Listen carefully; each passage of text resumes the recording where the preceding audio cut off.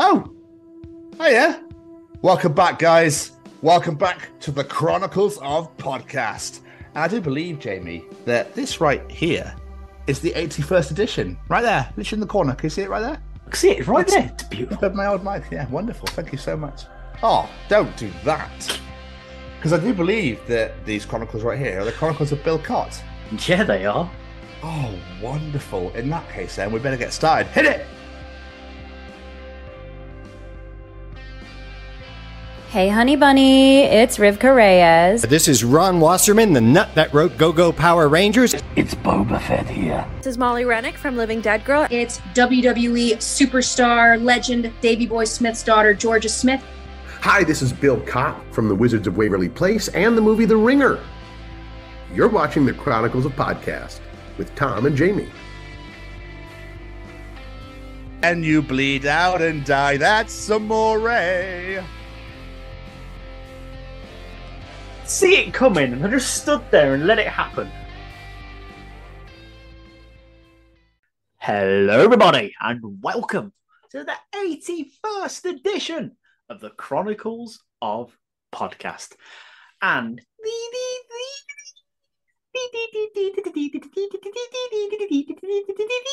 are the Chronicles of Bill Chott. It is I, the bearded brummy Jamie, and joining me, as always, is this handsome devil right here. Definitely the Scotsman, Tom. What's going on, guys? What song was that? The Jackass thing. Oh, okay. I'll be honest with you, when he started singing it, I still had no idea.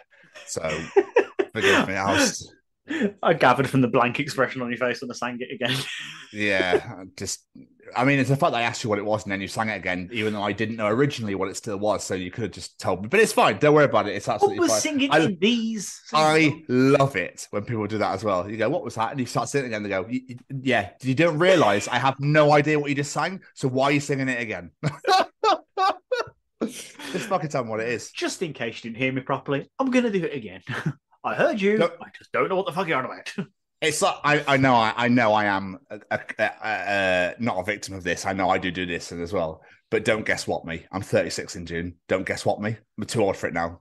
You know, I know I'm a massive not advert. I mean, I do it as well. But like, don't guess what me anymore. I'm not a child. I can do it to you, but don't fucking do it to me. All right? Don't you dare. Just fucking tell me what it is. All right. Because otherwise, my answer is going to be the same thing. What, radish?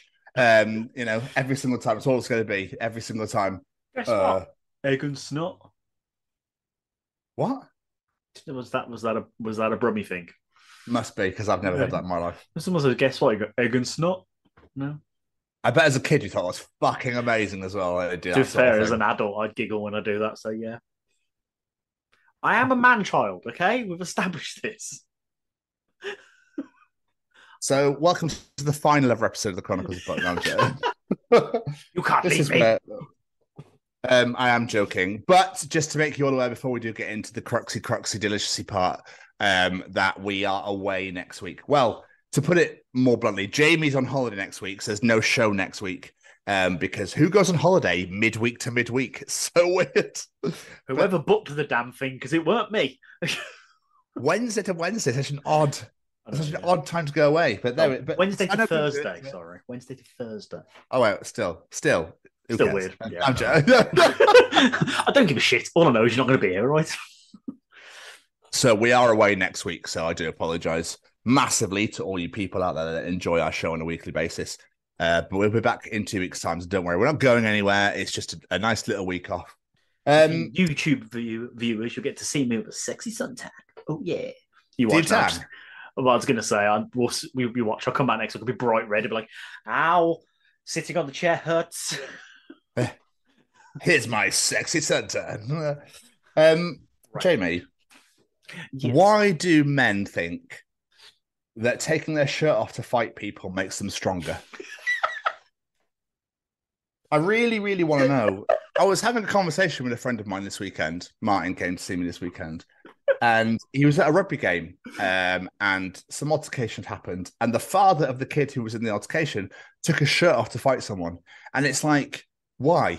Does it give you more speed?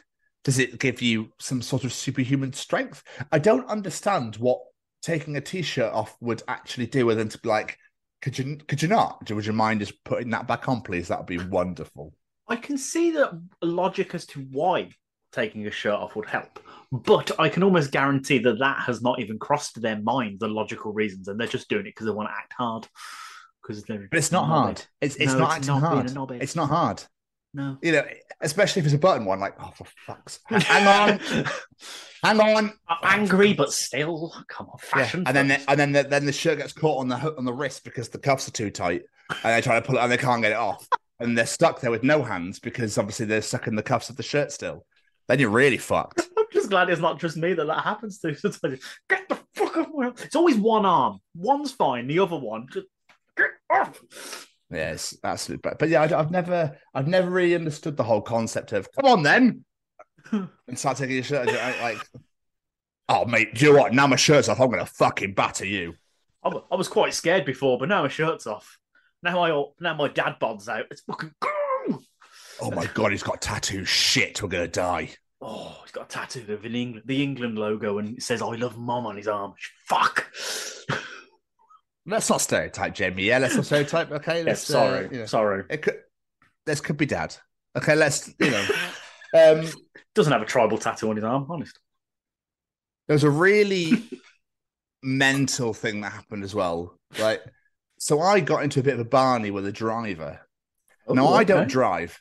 I also don't know why it's a Barney. Why is it not a Fred or a Steve? So it's weird. It's a great word. I got into a fucking Barney, mate. Did you? Why was Barney there? No idea. Apparently he loves everybody, though. I was at a crossroads between the bridge and Friars Walk in Newport, and I was stood in the middle, and the lights were green. So obviously, as normally when lights are green, cars go by. So I stood there and I waited. There were quite a few other people around. Keris was with me, and there's some people across to the side went to come across towards us. So all of a sudden, no cars came. So one of the guys on the opposite side started to walk, but the lights were still green. This car slammed its brakes on and it stopped at the crosswalk. And then she sat there and was like, well, fucking go on then. And it's like, I just went, still green, love. So no, it's definitely your right of way. And she went, well, you've started walking, so you might as well fucking carry on now. I went, first things first. Let's break this down, shall we? I haven't moved. I've not made a step yet. I'm still stood here where I've been stood for the past minute or two, okay? Secondly, it's your right of way. Fucking go. No one's crossing. Why have you stopped at a green light? And then she started mouthing off a bit more. She goes, well, you've all started walking now, so you might as well carry on. Who's all? This one dude. Exactly. Just some dirty little Newport chav. But still, fucking full of them here. So I started to walk and I was like, no worries, love, okay. So I started waving at her and was walking on the front of the car, just waving. Thanks for letting me go, love. But it was even an older guy. There was an older guy with me being like, fuck's your problem? Fuck's your problem? Like, so funny. Yeah. And it just makes me realise how much I really don't like the human race. Yeah. It amazes me how the older we get, the more we realise that people just aren't good. I think I'm more cynical because I'm getting older, because I tend to not give a shit anymore. But also there are exceptions. There are some wonderful humans out there. There are some lovely people out there, but there's an absolute load of just like, why do you breathe? Why are you even here? Like that's do you know what I mean? Like people that just feel so entitled that the world owes them everything, and I just don't get it. Yeah, no, I don't get it either. No. That's my rant over. If I've offended anybody, tough. So, Jamie, welcome to the last episode. We've been thrown off the air. Tom's offended everyone. How are you, sir? I'm very well. I'm a little bit excited, getting ready for the old holidays. But I watched something this week, and I wanted to talk to you about it. So, I mentioned before, me and Olivia have been watching the Power Rangers. We've been going through it from the beginning. And we are halfway through episode 2, and it's that time where Zach, Trini, and Jason leave. Oh, season 2. Season 2, sorry. Okay. To make way for Adam, Rocky, and Aisha.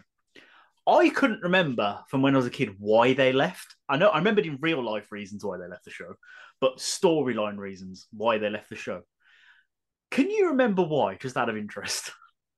I mean, I'm not going to lie to you, Jamie. I haven't watched it in a very long time. So. See, the show's called Power Rangers. They fight villains every week. Shit. How do you think, if you were to think of a reason why these three Rangers, that was what you would assume, wouldn't it? They die, they get their ass kicked, they lose their powers, something like that. That is what you'd think, wouldn't you?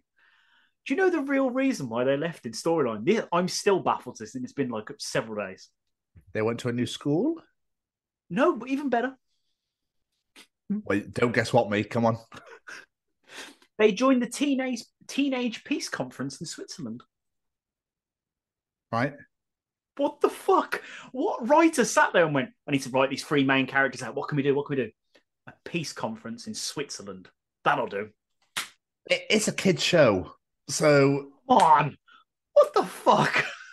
It's the Power Rangers. It is a children's show. I think they obviously thought that them dying would probably be a bit too much. I mean, if the writers of Animals of Farthing Wood, they wouldn't have given a fuck. Yeah, that's a good point. That negates any argument. They would have had diggers and fucking cranes in, and they would have got bulldozed straight out and like thrown to the sea or something. But Lord Zed would just make a bulldozer massive and land on them. Or he'd actually stab them with his Zed staff, and everyone be like, "What the?" And was it the hedgehogs that were on the fence or something that was on the impaled? Yes, in Animals of Farthing Wood. Yeah, it'd be like that. Just a human impaled on an old Zed staff or something. I don't know. Deforestation. But yeah, I know exactly where you're coming from, and I get what you mean. But it was a kids show, so I'm guessing they've gone, shit. What can we do? Let's just take them out of the country. We could have robbed them of their powers. It was just like, no, you'll go to a peace conference in Switzerland. But May Miss Trang rest in peace, because obviously she actually did lose her life in a car accident. So that is really, really sad to see. So but yeah, that's really, really amused me. I was just like, what the heck? Like, Olivia's going to me, why have they gone, Daddy? I was like, to join a peace conference in Switzerland? I don't know, kid. I really just run with it. Just run with it. You're a fucking dad, for God's sake. Teach them morals and respect. Yes. They've gone Join the Peace to learn Corps. about peace. Yeah. Save the world again without powers this time. I actually think Zordon said something like that to them. You're still saving the world, but in a different way, Rangers. My Zordon voice, really good. No, great. So are you excited for Spain? I'm very excited for Spain. It should be a good laugh. We'll go to Benidorm one of the days. I've never been to Benidorm. I've always wanted to go to Benidorm. So I'm intrigued if it's as cheesy and shit as it is in the program. That's all I was Benidorm, Jamie. It was great. I came back with an STD. I went there with free, so winner. No, got with a gilf, came out with STD. Fantastic. That's literally what it is, isn't it? It's just like club bangers. Loads of old people have to go there, and everyone just fucks each other. I don't know. I'm making assumptions. I'm so sorry, people that love Benidorm. I do apologize. It's like Ibiza without the drugs. Pretty much, yeah. Just more old people. And the thing I look forward to most, though, is to see if Olivia sticks to her word with what she's going to do. Because she keeps singing Feliz Navidad. She has since Christmas, every week, every day, she sings this fucking song. I was like, do you know what that means? I was like, it means Merry Christmas in Spanish. She was like, I'm going to go say that when we're in Spain. I was like, don't say Merry Christmas to strangers in Spanish in April. She's like, I am, Daddy. I'm going to say Merry Christmas. Mate, she's 5. Let her what she wants. She's a kid. Oh, I'm not going to stop her. I'm just intrigued if she's actually going to do it. Because the idea of her just walking up to strangers and going, Feliz Navidad, really amuses me. Well, she hates me, so I don't actually speak to anybody else. I was going to say, she ain't going to speak to anyone. She's that shy, but no. Still. The best probably get is... And I'm like, sí, ¿cuánto es? 5, 6, 7, 7, sí.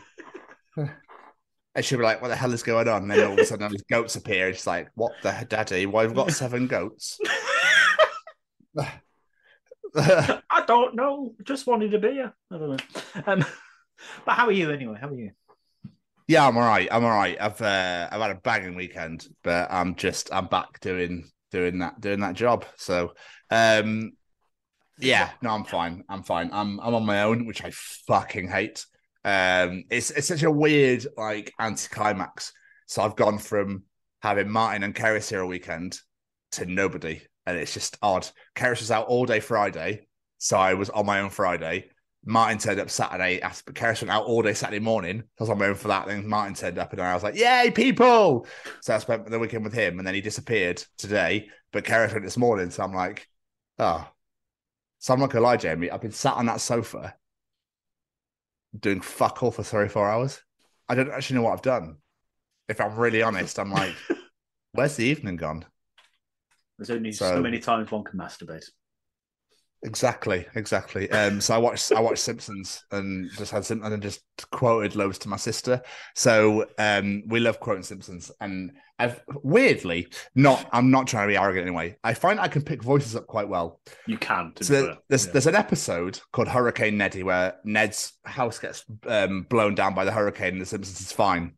Either they built the shelter and they're just in the cellar. And Flanders has an anger problem from when he was a kid. So they ring his doctor. And he's like, "Ned Flanders, are you sure it's him? May God have mercy on us all." And he turns to his wife. He goes, "Dear, where are my shoes?"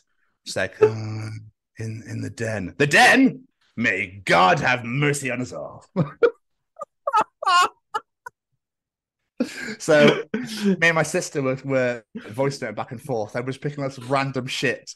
So it's like, "The stairs? May God have mercy on us all."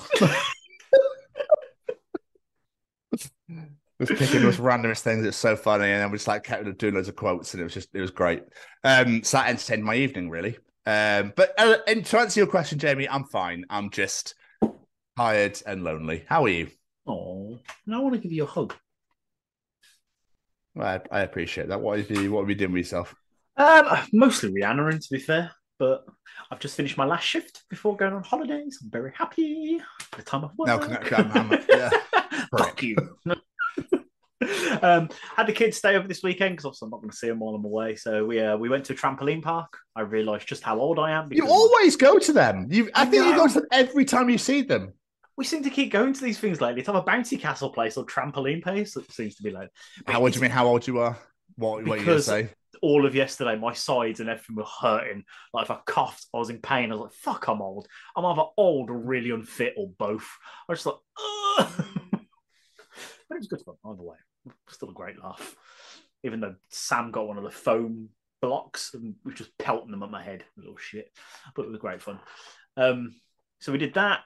We did an Easter egg hunt around the house, which was great fun because obviously we're going to be away for Easter weekend. So we gave them all their Easter eggs and stuff. Now me and Becky trying to demolish our Easter chocolate before we go away now because Oh, you're going on holiday, mate? I didn't. Yeah, did I mention it? I haven't really mentioned it. No. You could fucking talk, Captain New York. I haven't mentioned it in weeks. I mean, when it happened. Oh, I see.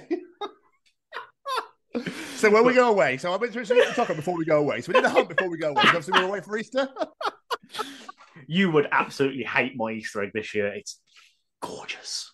It's not bouncy, is it? Oh, it's bouncy, baby. It's got coconut bits in the actual egg. Oh, no. You might as well just have like a gherkin egg. Oh, that sounds vile. That sounds amazing to me.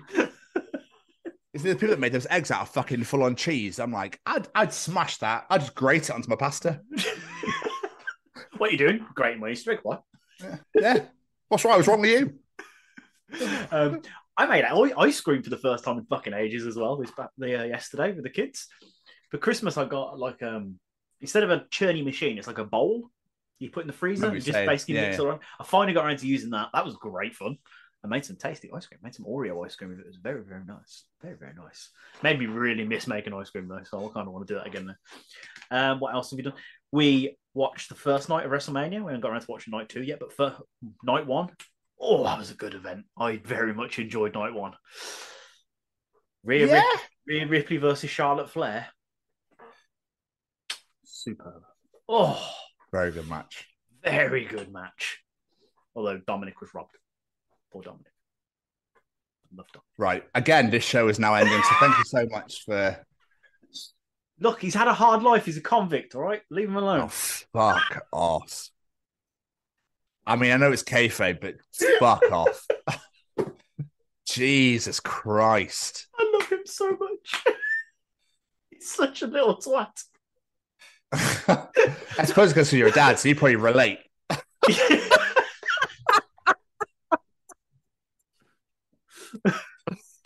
Great little prick. What else have we been doing? Be listening to the brand new Bury Tomorrow album. Now that's finally out with 2 former guests involved on that bad boy. Seventh Son, go check it out now. Go put on your moss shoes and enjoy, boys and girls, because it's fucking incredible. So proud. And I got gig tickets this week, so I'm very much looking forward to that in September. So yeah.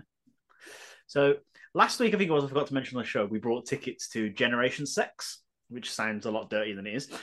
Basically, it's one half of Generation X, Billy Idol and another guy I can't remember the name of, and 2 members of the Sex Pistols. They're doing a tour called Generation Sex. Well, they're doing like 2 shows, so that's going to be awesome. And on the complete opposite end of the spectrum, we got tickets to go see Busted and Handsome. Nice. Yes, that's going to be good fun. Very much looking forward to that. And last but not least, what have I been up to? Season 9, episode 1. Oh, so you finished 8. I finished 8. Did you absolutely bawl your eyes out at the end? I was very close to. The knowledge that as a season 9 pissed me off. But don't get me wrong, I love this show, and I can't really make a judgment on an episode on season 9 yet. I've watched half of the first episode, which I'm enjoying so far. But it shouldn't have made it. That was a perfect ending to season 8. Why? Don't worry. Don't stress your beautiful little face about it, all right? I'm sure it's great. Don't get me wrong. I'm sure I'm really going to enjoy this season, but I was just like, that was such a perfect ending. Why? It was. I mean, I can't believe you didn't cry, you fucker. What's wrong with you? I don't really cry at things. I mean, neither do I, but Jesus Christ, that was like, Keris was a mess. She was on the floor. It was the look up to the drone, just a look on his face, and Chloe's like, I was like, oh. That's what goosebumps thinking about it. That's got massive goosebumps. It is fucking great, though. Dude, there is one of the best death scenes I've ever seen in 24 history in season 9. Oh, okay. Like, oh my God.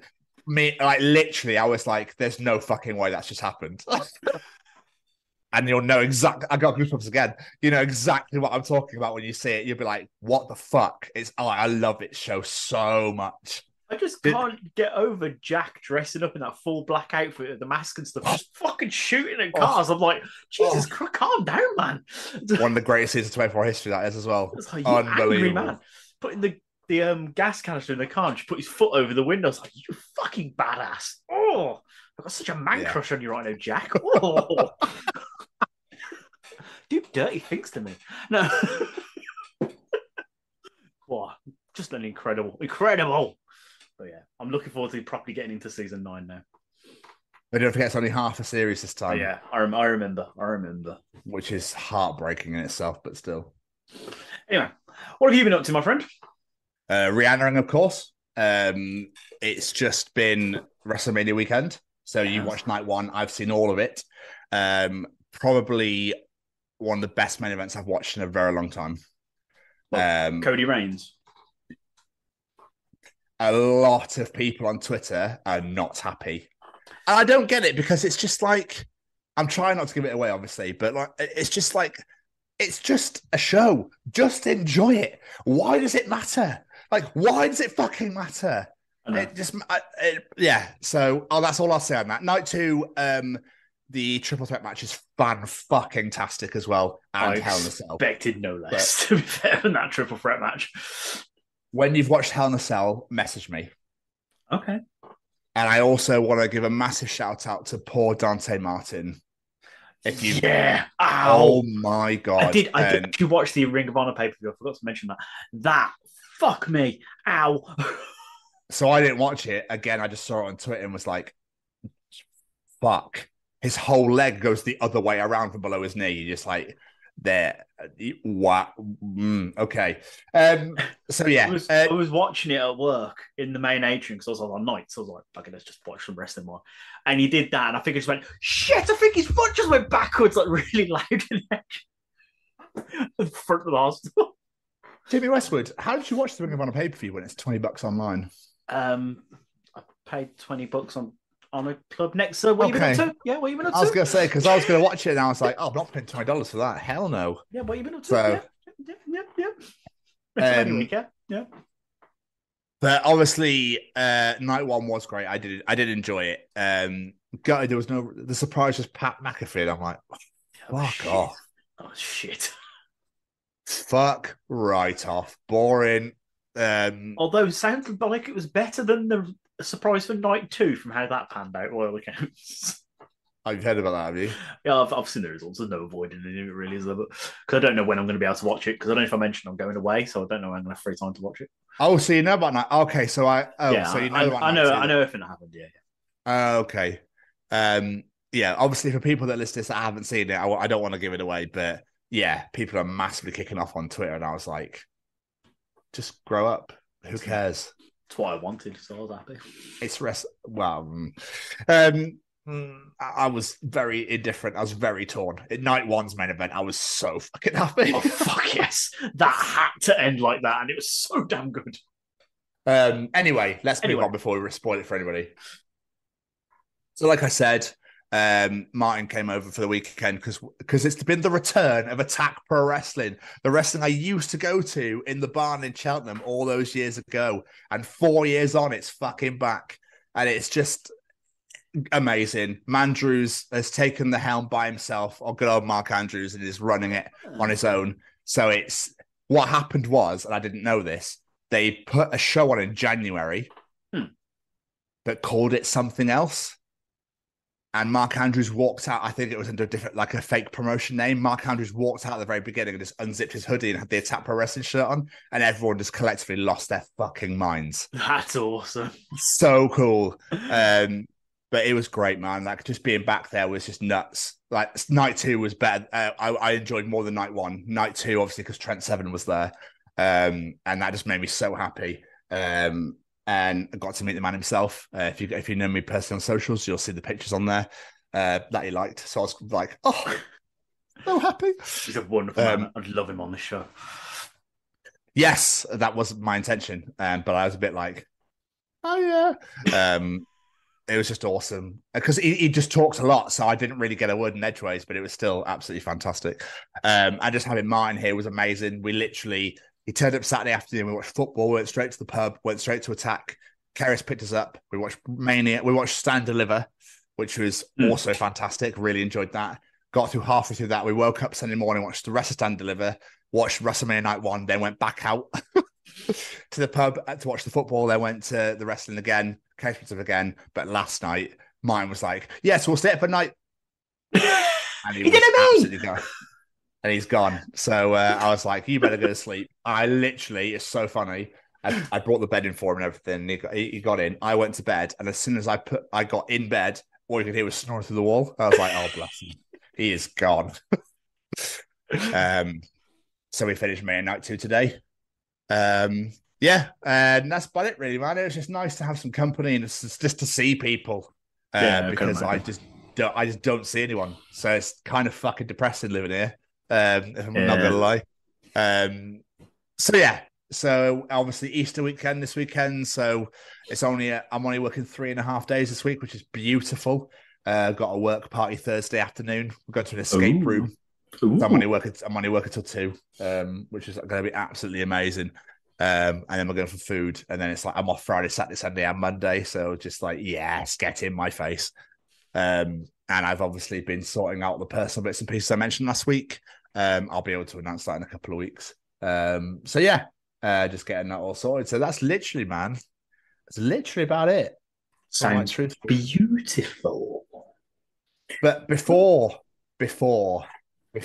we hear from one of our best friends at Stay Cozy Clothing, I just want to mention, unfortunately, Callum is not with us this week due to some family stuff going on. So we send our well wishes and all our love to Callum right now.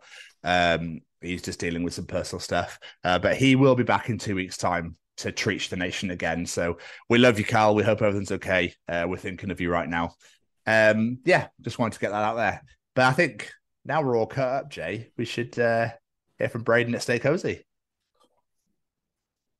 All right, is this thing on? Well, howdy doody, everybody. This is Braden Berry from Say We Can Fly, founder of Stay Cozy Clothing, your one-stop shop for the coziest, most fashionable hoodies, t-shirts, and more. Gosh, Mickey. That's right, folks. And we're proud to say that we are now sponsoring the Chronicles of Podcast. Ouch. Hosted by Tom and Jamie. Like, you can get 10% off, man! That's right, Shaggy! Just use the special code, The Chronicles, at checkout. Oh, boys! Like I say every time, it will always be the best advert. It's just the best. It's just great. It's incredible. On so many levels. But I now better do this justice now Callum isn't here for the week. That's very true. Here we go. It's time for Tom's Journal.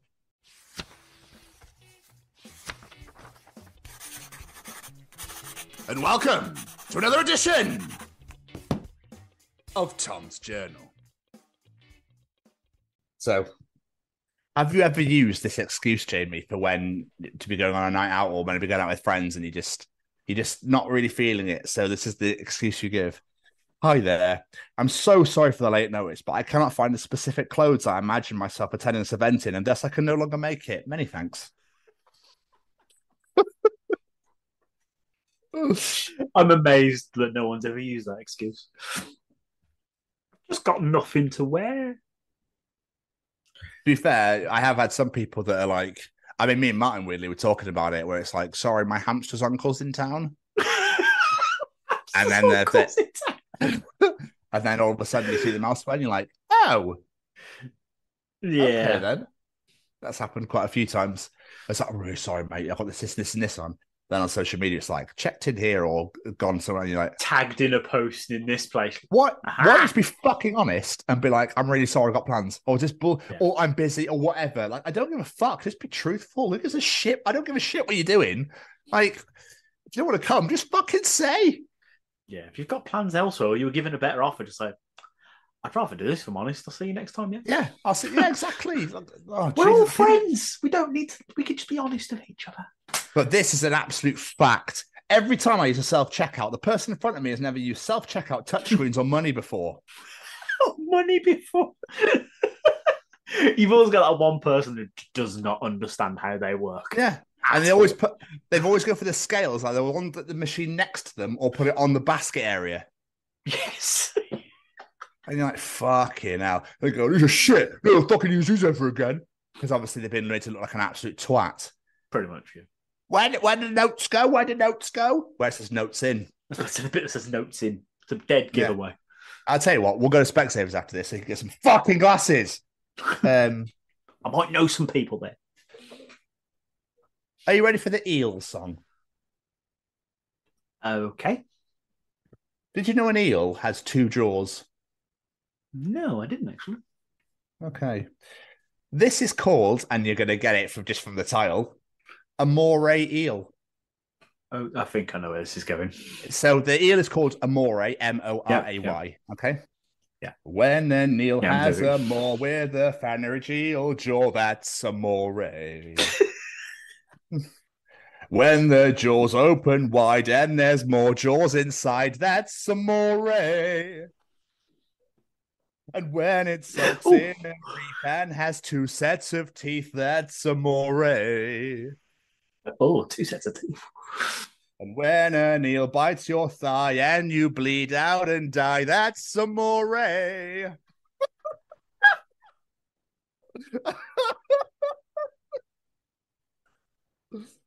There's some beautiful singing, by the way. Oh, stop it. No, it's not. I just the fact first verse makes me laugh, and then there's the next one like, oh, and there's another one, and there's another, and we die in the fourth one. Okay. Yeah, we do, unfortunately. Sorry about that. Yeah, that was a roller coaster of emotions.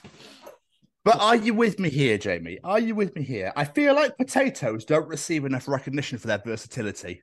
Oh, absolutely. Breakfast, hash browns. Fast food, French fries.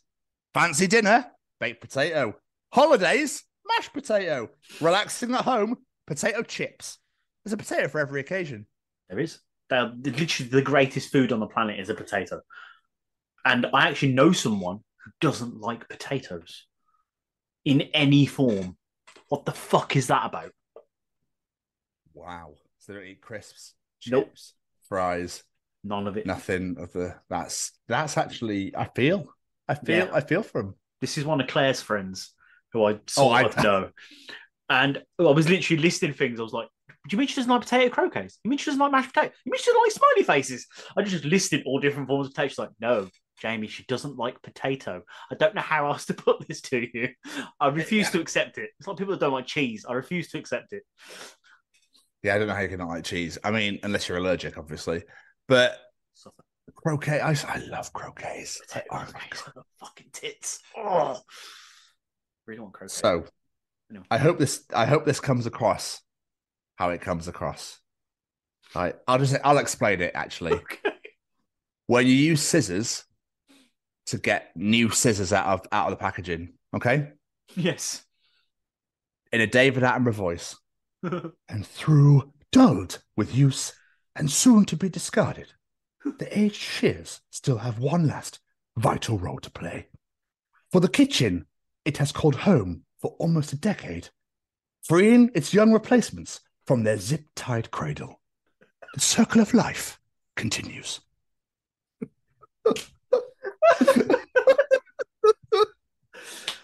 Oh my god, that was so good.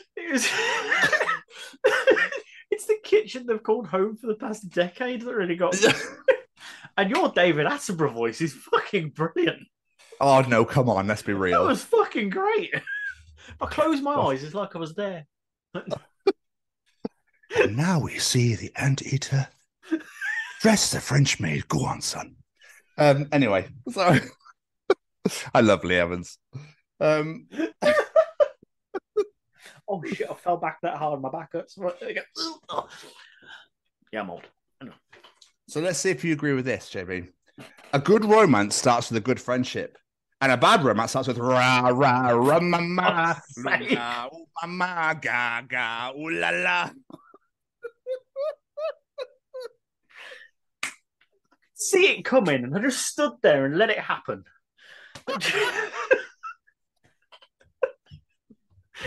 Fucking so bad. Jesus Christ. What a banger.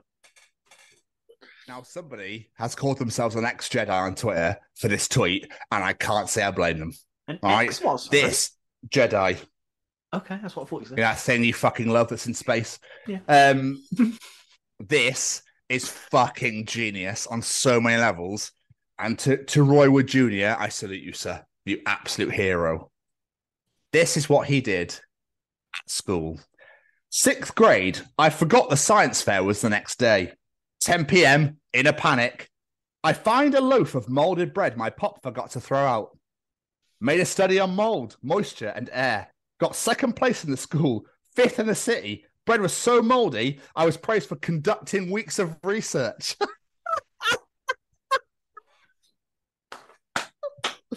That's absolutely amazing. Bravo, kid. Bravo. That is brilliant. I just think that's amazing on so many levels. Like such quick thinking as well. I was going to say, see, that's all you need in life to get ahead, kids. Quick thinking. And lots of studying and do your homework when assigned to you. Yes, yeah.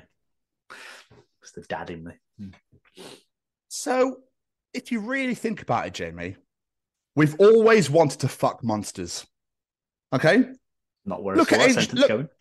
Look at ancient Greece. Everybody was fucking everything that had legs. Even if it didn't have legs, you fucked it.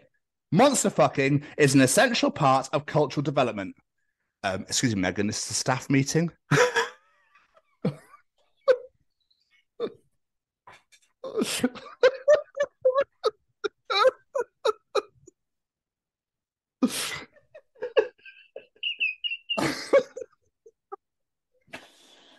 Oh God!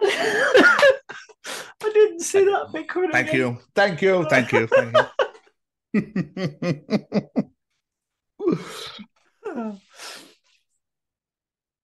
Oh, and now you're about to hate me. Oh, no.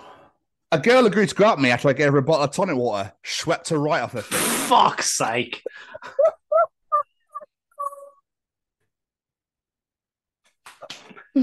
And that was the last episode of the show, ladies and gents. That made me so happy when I found that. I was literally like, this is one of the greatest things I've ever read.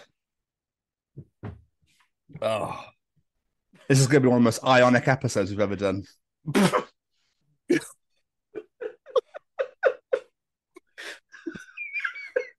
I told my 3-year-old he was my most favorite craft because I made him myself. And then he had a tantrum because I didn't add wheels to him or make him red.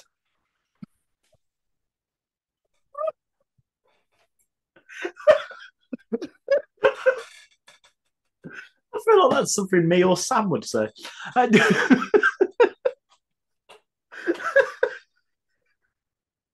So good. So fucking good. Oh, Two more. Funny. 2 more. Right. And whoever these people are, Jamie Westwood, you need to fucking have a look at yourself in the mirror. Those people who get to work like half an hour early before their shift starts to settle in with a cup of tea, confuse the fucking life out of me. If I start at 8 a.m., best believe I'm rocking up at 7:59 a.m. on the dot and still having a cup of tea. Look, I don't get there early to settle in. I just don't like the idea of being late. I like to make sure I'm there plenty of time. I better leave a day early to make sure I'm there on time for my shift in 4 years. I mean, that is something I would do. But no, I just like to make sure I'm there on time. I don't like the idea of being late. It's fucking retail, that is. It's unbelievable the amount of things that retail has fucked my brain when it comes to work. That was the most brummy thing I've ever heard in my life. Fucking retail, that is.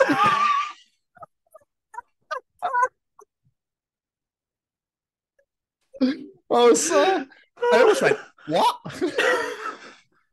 I'm going to hear that back now and just be disappointed in myself completely, aren't I? Sorry, Mike, can you say that in English, please? Anyway, my apologies. And finally, Jamie, we're going to leave that there. We'll leave that little nugget there. We'll enjoy that for everyone. Sorry, top that. And finally, croutons are a great comeback story when you think about it. Bread no one ate yesterday becomes the best part of the salad today. Inspiring. I like that. That's really nice. Isn't it? That's really, really nice. I like that. And that was another edition of Tom's Journal. A beautiful way to bring that to the close. I like that. I know, right? I thought so. For the week off, ready? Nice. People could be like, oh, croutons. You little saviors. You little saviors, you. Do you want me to come and drag this piece in? Oh, yeah. Yeah, let me drag this piece in. Come on, you little fucker. Welcome to the Chronicles of Bill Chott. When I talk to Karen, should I wear my shirt up like that? Or down? Or up?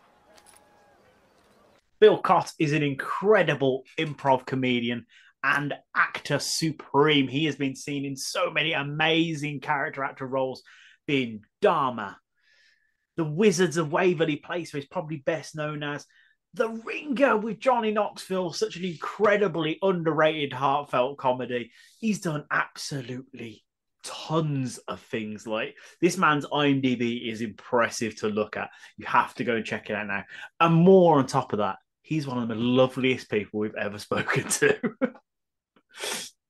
Yep, you can also find him as the Dean in Young Sheldon, and he's also in This Is Us as the mailman as well. There's more roles that I know he's most well known for. Curious George! Oh, I can't believe I missed off Curious Exactly, George. Yeah, come on, Jamie. Come on. So come on. She's done so much. This is a great conversation. This was so much fun. Do apologize for near the end, as his internet did cut out. He did have a power cut. So if there's a change in audio and everything, and the video, etc., we do apologize for that. I did my best with the editing. Hopefully it's okay. I'm sure it's fine. I'm sure it's absolutely fine. It's just so people are aware it's not your radios or car systems or phones or anything like that. It's just it's not the wireless. Yeah. So don't worry about it. It's not the dial-up. You're fine. Jamie, yes, sir. Any final words at all? Just a massive thank you to Bill. It was so great to actually get to speak to you. An incredible career, an incredible human, and this is a great conversation. It truly is, ladies and gentlemen. Strap yourselves in, because here we go. Ladies and gentlemen, interviewing this week, it's Bill Chott. Ladies and gentlemen, today we bring you another incredible guest. Today's guest is an incredible character actor who has worked on some of the biggest movies and shows like Saturday Night Live, The Wizards of Waverly Place, The Ringer, alongside huge names like Dana Carvey, Johnny Knoxville, and Curious George. A man who will make you question whether you should wear your shirt up or down or possibly tucked in. Boys and girls, please join us as we welcome you to the Chronicles of Bill Chott. Thank you so much for having me. Thank you so much for coming on, sir. It is an absolute pleasure. But I think we'll start with the hard-hitting stuff, Bill. How have the last few years been for you with the pandemic, etc.? I know it's still kind of lingering, but it's not really a problem anymore. So how have the last few years been for you? They have been, at first it was like transformational, and I was like, great, this is the reset button. Like, I had many different moments, you know. The first was I woke up on that Saturday of the first weekend of the lockdown, and I was like, I don't have to teach improv class. And I love teaching improv class. I love doing improv, but I had a Saturday to myself. You know, I was teaching those improv classes, A, because I love teaching, but also because I absolutely needed to teach 4 days a week. And now I couldn't. Nobody would let me. And so regardless of the money situation, regardless of life itself, I didn't have to do anything. And it was a blessing. And then I started doing these things called the Live Jive on Facebook Live. And I had inspirational moments in the morning, and then I would have improvisational comedy in the afternoon. So I was broadcasting twice a day. All of a sudden I was like, hey, I've got something to do. I've got my show. And that was wonderful. And then I became my daughter's preschool teacher, which was fun. And I got to explore different exercises and activities with her. And my wife was able to both work from home, and she works in commercial real estate. Now we're separated, but at the time and during the pandemic, so she was out doing that. I was here collecting, extra special government unemployment, and doing my own thing, and also teaching classes online once I realized how to use Zoom. And then, like I said, I separated from my wife, so that was a period that was kind of a down period. And now here I am out there performing live again, doing improv, and back into the dating scene. So there's been several ups and downs and transformations, but it's been overall incredibly rewarding. Despite all the tragedy to others, to members of my family, even, it's been transformational, to say the least. Great word. I think a lot of people... I'm so sorry as well. Sorry. Oh, well, life goes on, and, I think everything happens for the best. You have to believe that, as the song Pronoia says, I don't know if you've heard that song, but I love it, that the world is conspiring in your favor. Instead of the world is conspiring against you, the world is conspiring, the universe is conspiring in your favor. That way, anything that happens, you're like, well, it's good. Now I'm dealing with this or something better. I like that way of putting it. I like that a lot. But you're absolutely right, though. These past few years, they have been transformational for many people, whether it be good or bad.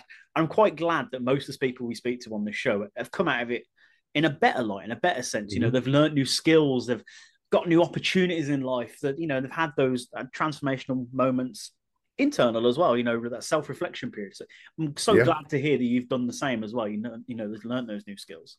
And P.S., I lost 50 pounds and a total of 100 pounds. Go on. Yes! Incredible. We love it. But please take us back, sir, to the days of young Master Cott. What did you originally aspire to be when you grew up? Was it always like acting and improv and stuff for you, or was it something completely different, like a train driver? It was right here. I think at one point I looked back at something that I had done when I was in kindergarten, and they asked me what I wanted to be in life, and I said I wanted to be an army man and fight for my country. But I think that was just propaganda that was around or something. That was, we're talking about, just, I think at that point, just coming out of the Vietnam War. So that just goes to show you what a strong propaganda tool television can be. Because God knows where I was getting that message. It wasn't from my family. But after that, all I wanted to do was perform. I started doing magic at a very young age. My parents would, when they had house guests over, they'd have me come out and sing or do magic tricks I used to do impressions of people I had never seen the original of. I had seen impressionists do impressions of Jimmy Cagney and Edward G. Robinson and all that. I had never seen them on film, and I was doing impressions of their impressions. So I was performing from a very, very young age for friends and family, and then every time there was a show and tell at school, a play at school, I had to be in it.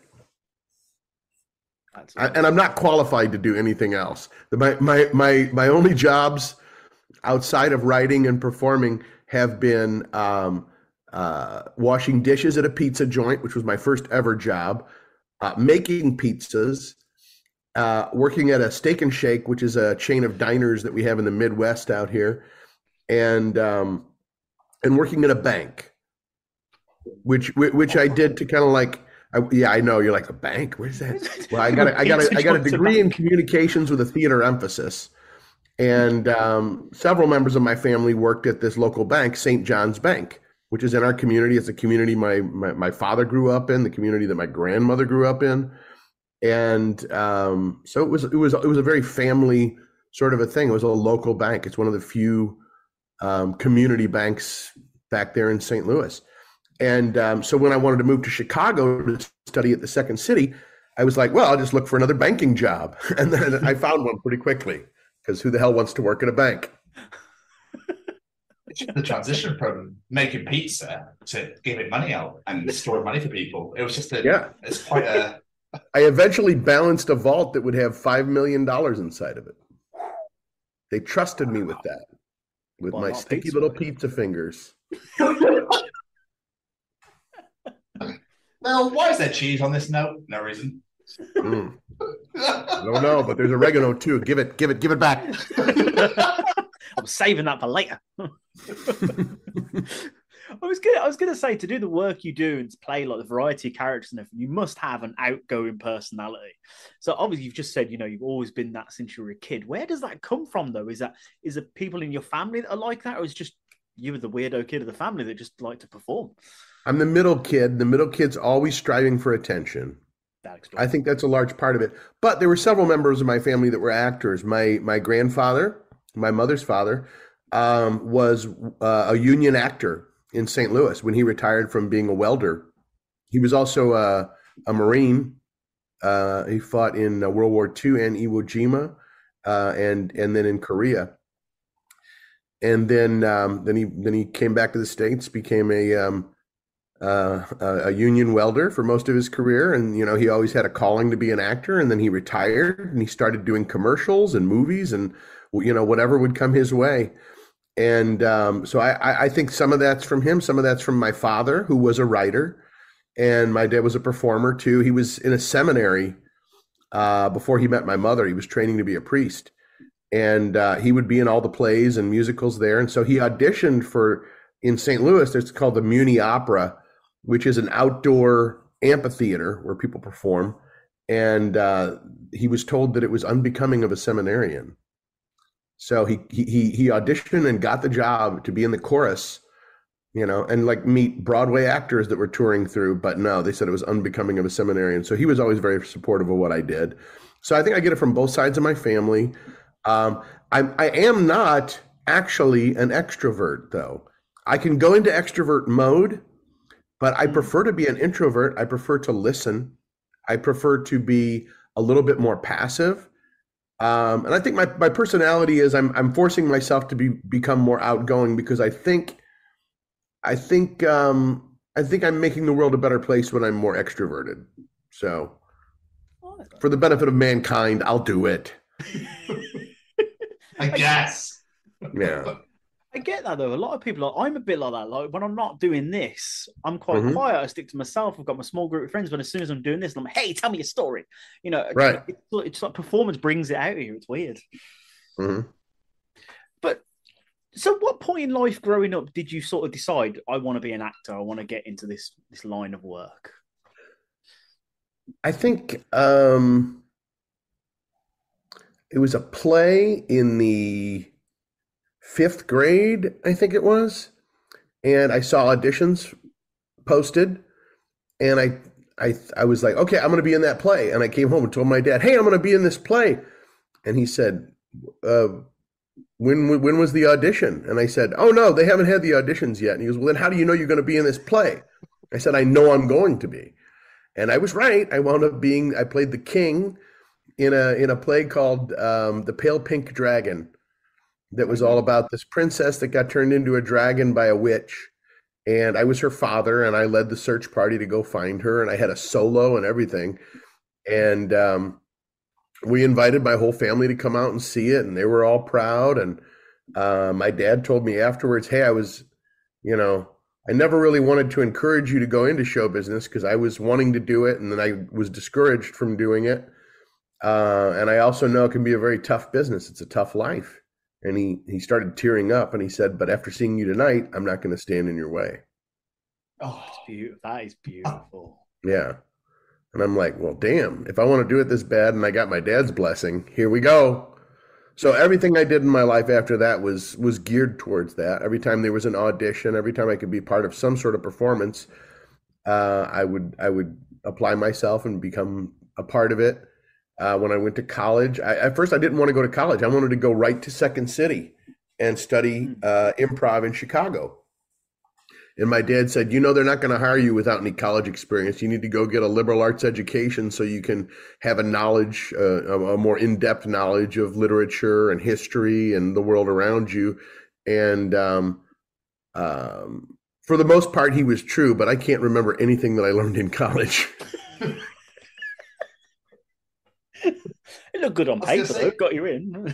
Yeah. Done and paid for. Got me into Second City. Which is obviously that was the aim. I love the positive attitude, by the way, of the fact that, by the way, I'm going to be in this play. Nothing's actually happened yet, but I'm definitely going to be in it, all right? Yeah. You did theatre at school and college, didn't you? Yes, I did, yeah. Was that to get to Second City, or is that something that you wanted to pursue and thought, actually, no, I want to go and do improv and acting?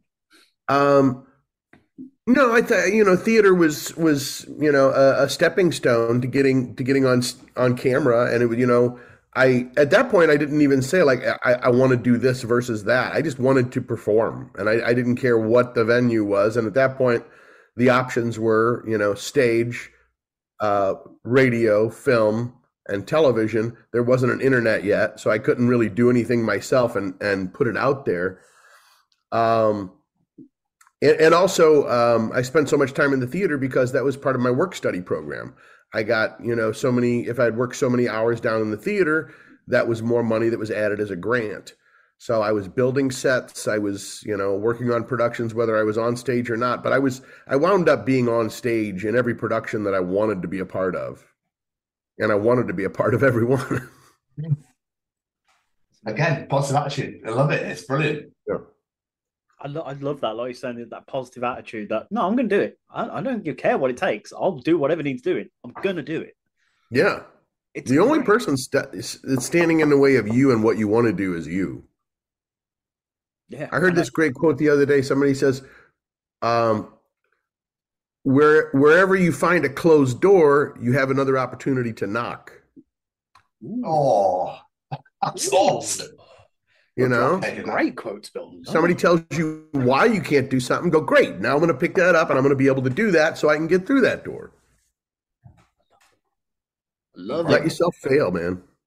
That's what improv's all about. You segued me to my next question, and that was beautiful, Bill. I love that. I was going to say, I'm really good at psychic segues. That's great. I was going to say, we've mentioned improv quite a few times now. Where does that love of improv come from? It kind of came from my dad. He loved the Second City. And although he was in St. Louis at the time when the Compass Theater, which later became the Second City, was performing in St. Louis, he never saw them perform there, but he had heard about them and knew about it, and was aware of Nichols and May because that was their heyday when he was growing up as a young man. And so, like I said, he was a writer. He wrote industrials, corporate theater for companies. He would write, the speech for the president of the company and slideshows, but he would also write full musical comedies based on whatever theme they were trying to get across to their employees. And in some cases, he could just outright hire a company to come in and do things. And he said every time there was a show in Chicago, he would just say, you're a fool if you don't hire the Second City. Hire up their whole cast, have them help write it and perform it. And that's what they did. And so he was kind of connected with Second City early in his career. And then when SCTV and Saturday Night Live came out,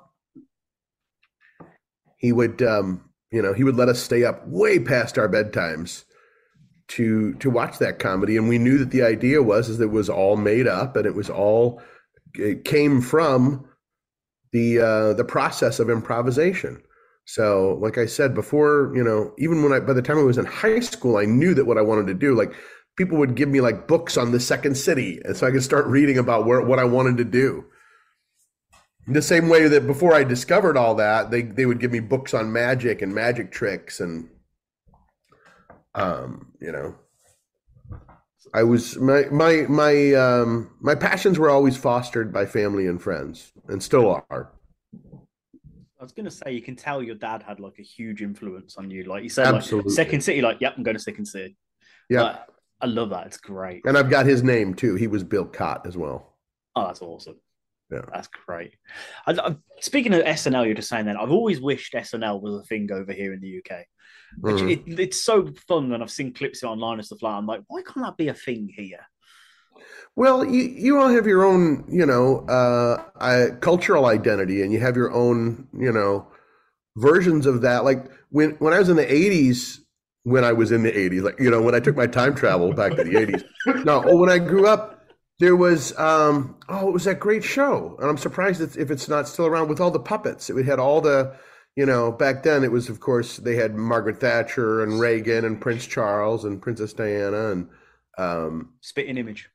Yeah, Spitting Image. There you go. Yeah. Which was a totally different take. You can go anywhere with puppets and it actually looks like them, and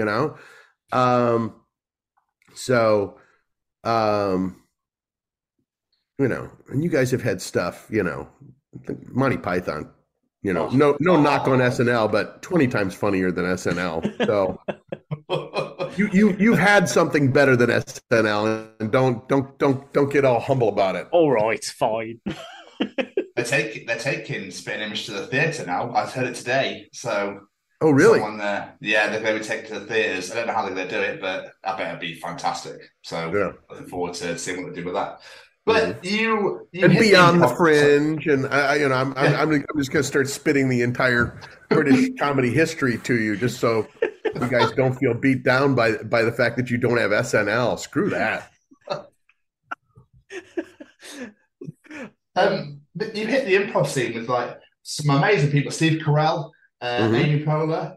But with improv, obviously, you have to be so quick, because obviously it's like, give me a name, what are they doing, or what's their occupation set like. It's just speed, isn't it? And you don't ask questions. Is that correct? You try to avoid questions. Obviously, you can be you've heard people improvise and use questions, but from a beginner standpoint, we try to ask beginners not to ask questions, because they do that from a place of insecurity, because they're not sure what to happen next in the scene. It's always best to make a statement, and a yes and statement at that. If somebody gives you something, instead of trying to figure out what it is, just agree with it. Don't try to make sense of it.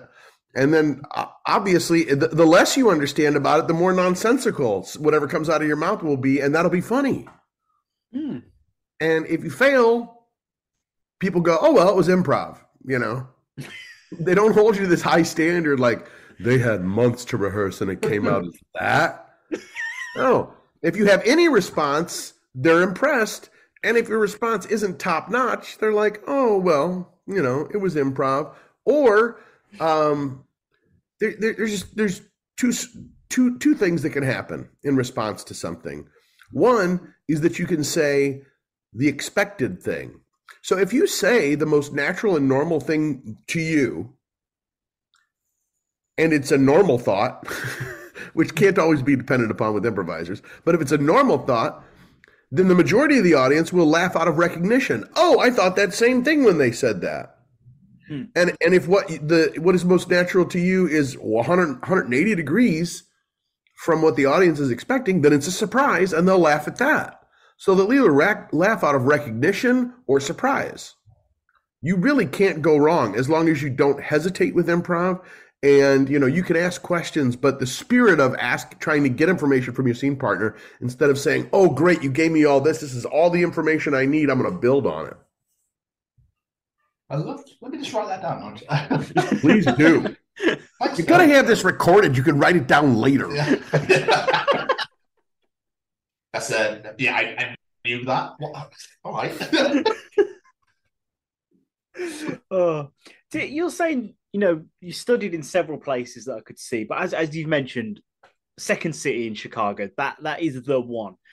Yeah. My first teacher was Stephen Colbert. Oh, no way. Yeah. Just to say that.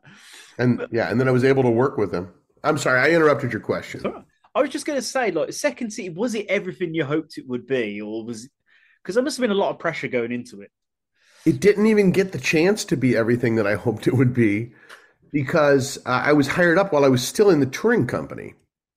I had hoped to, like, you know, start up a show on the main stage and, you know, have my cast. Well, it turned out that my touring company was my main stage cast. My touring company was, you know, Tina Fey, Amy Poehler, Rachel Dratch, Ali Farinakian, Kevin Dorff, Pat McCartney, those, Rachel Hamilton, Frances Callier. They're like a rotating circle. We weren't all in the same group at the same time, but, you know, that was I got to have a main stage company on the road, but you get paid a lot less and you're crammed into a van performing in Iowa.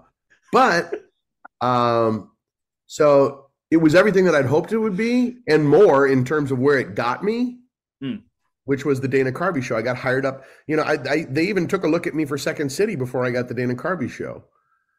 And that was while I was in the touring company. And that doesn't often happen, that somebody's in a touring company and they get the opportunity to audition for SNL. So I felt very blessed.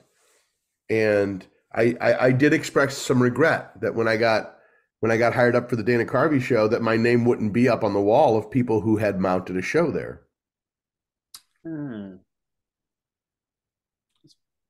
It's one of those ones, isn't it? It's like, I got there, I did it, I succeeded, but at the same time, yeah, quite. I get what you mean, yeah. But you mentioned, so maybe I'll have to go back there and direct a review or something. Who knows? That's a good idea.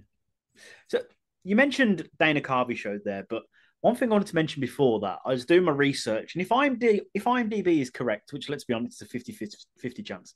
Right. Your first TV performance was on, let me get this right, the Armando Diaz Experience, Theatrical Movement and Hootenanny. I don't know why that's listed as a television performance, because it was not. It was a stage performance. Okay, I was going to ask, what the hell is that? Because it's a great name. It's a great show that is basically a format that almost all improv theaters use now, and it's based on a man named Armando Diaz, who was a great storyteller. And Armando would tell these stories, and then we'd spin out a bunch of scenes that were inspired by themes that were brought up. We wouldn't replay the stories that he told, but we would take themes and characters from those stories and then put them in play into scenes, and then, you know, explore the characters that were created or the settings that were created as a result of that, call those scenes back and revisit them. And hopefully we try to find like threads that run through it all that we can connect and tie together by the end of the whole thing. which is why I say like failure doesn't matter, because you can have a bunch of failures, but if in the end you're able to like tie everything together and find some sense or some message or some sense out of it all, it's allowed to have flaws. Just like a great rug, a great Persian rug, is purposefully scarred in deference to God, because nothing can be perfect. It's all right if the improv isn't perfect, because there will be a perfect moral from it, or there will be a perfect tale or a character, something that pops out that was worthwhile.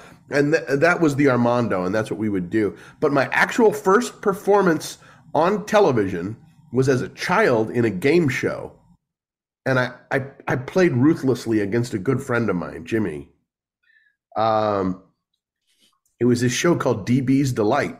And the host of the show was a puppet who had a mustache. And he'd be like, okay, we'll take a look at the cards. And then he would read the cards. And then Bobby Day, I think was his name, was the local DJ who would actually read the cards. And then DB, the puppet, would just, spout off, he would, update the score and spout off about how well the kids are doing, or make some joke about whatever trivia was involved in the question. That was the first time I ever appeared on television. And that would have been at about 5th grade, around the same time that I did my first play. Did you win? Did you beat Jimmy? I did. Yes. I won a $50 savings bond, which was worth $25 6 months later, and I cashed it out. And I think we got a set of encyclopedias, but I'm not sure. Sounds about right for a game show. Yeah, a set of encyclopedias. It was a weekly game show for kids by a local TV station. They didn't have a huge budget. You weren't going home with Speedboat or something stupid like that, let's be honest. I used to watch it on Saturday mornings. It was on like right after the cartoons were over. We used to always have Saturday morning cartoons. And then, there would be some dance shows on some of the different channels, like, American Bandstand and Soul Train. But DB's Delight would come on at about 2 p.m. on I think it was channel 4 in St. Louis. Amazing. So that was the real. And then later, when my touring company was me and Tina Fey and Ali Faranakian, that was 3 of us. I think it was the 3 of us that appeared. There might have been some more. It might have been Francis and Rachel too. But we appeared on a local telethon in Chicago. I think it was for the Labor Day telethon or something like that. But when they and now we'll throw to Chicago for whatever, local unit. Yeah, we did a classic Second City sketch live, and it didn't go over well because it was not an audience. There was just the studio workers and the people who were supposedly answering phones. So we weren't getting the laughter that we knew we would get if we were doing it live. But we did all right. It must be tough actually going from, working on stage with audience and stuff like that to then, as you say, there's no audience. That must be so hard to adjust to. I think working in film and like single camera television is a little boring, to be honest. I can imagine because there's no feedback. Yeah. It is.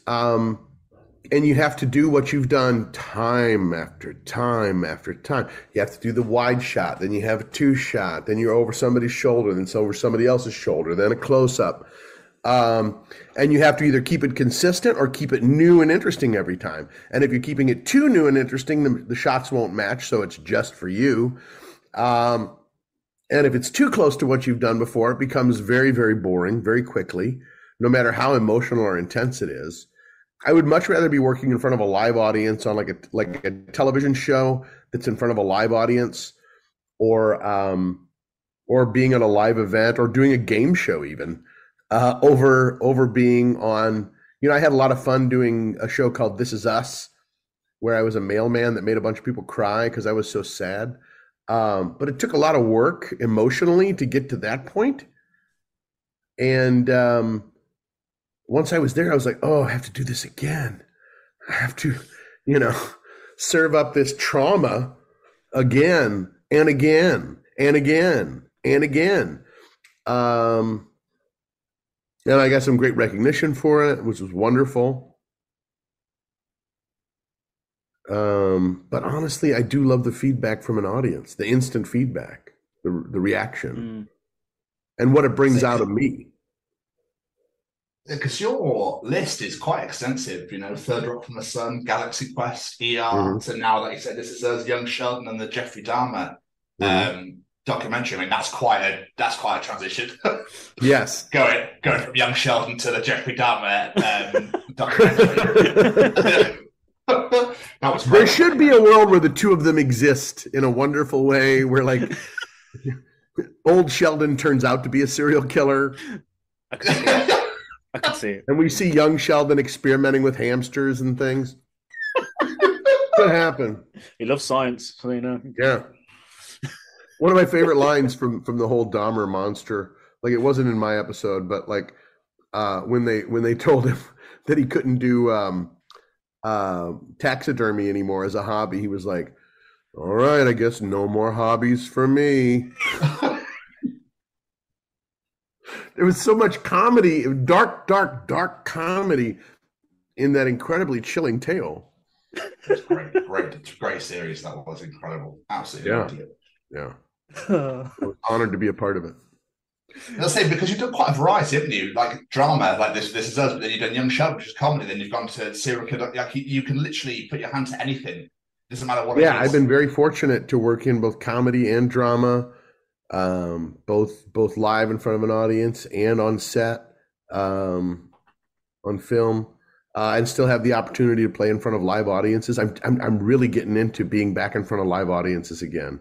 I think that's why I'm so like, trying to shove the camera in the closet right now, because it's just so good. Even if it's a small house,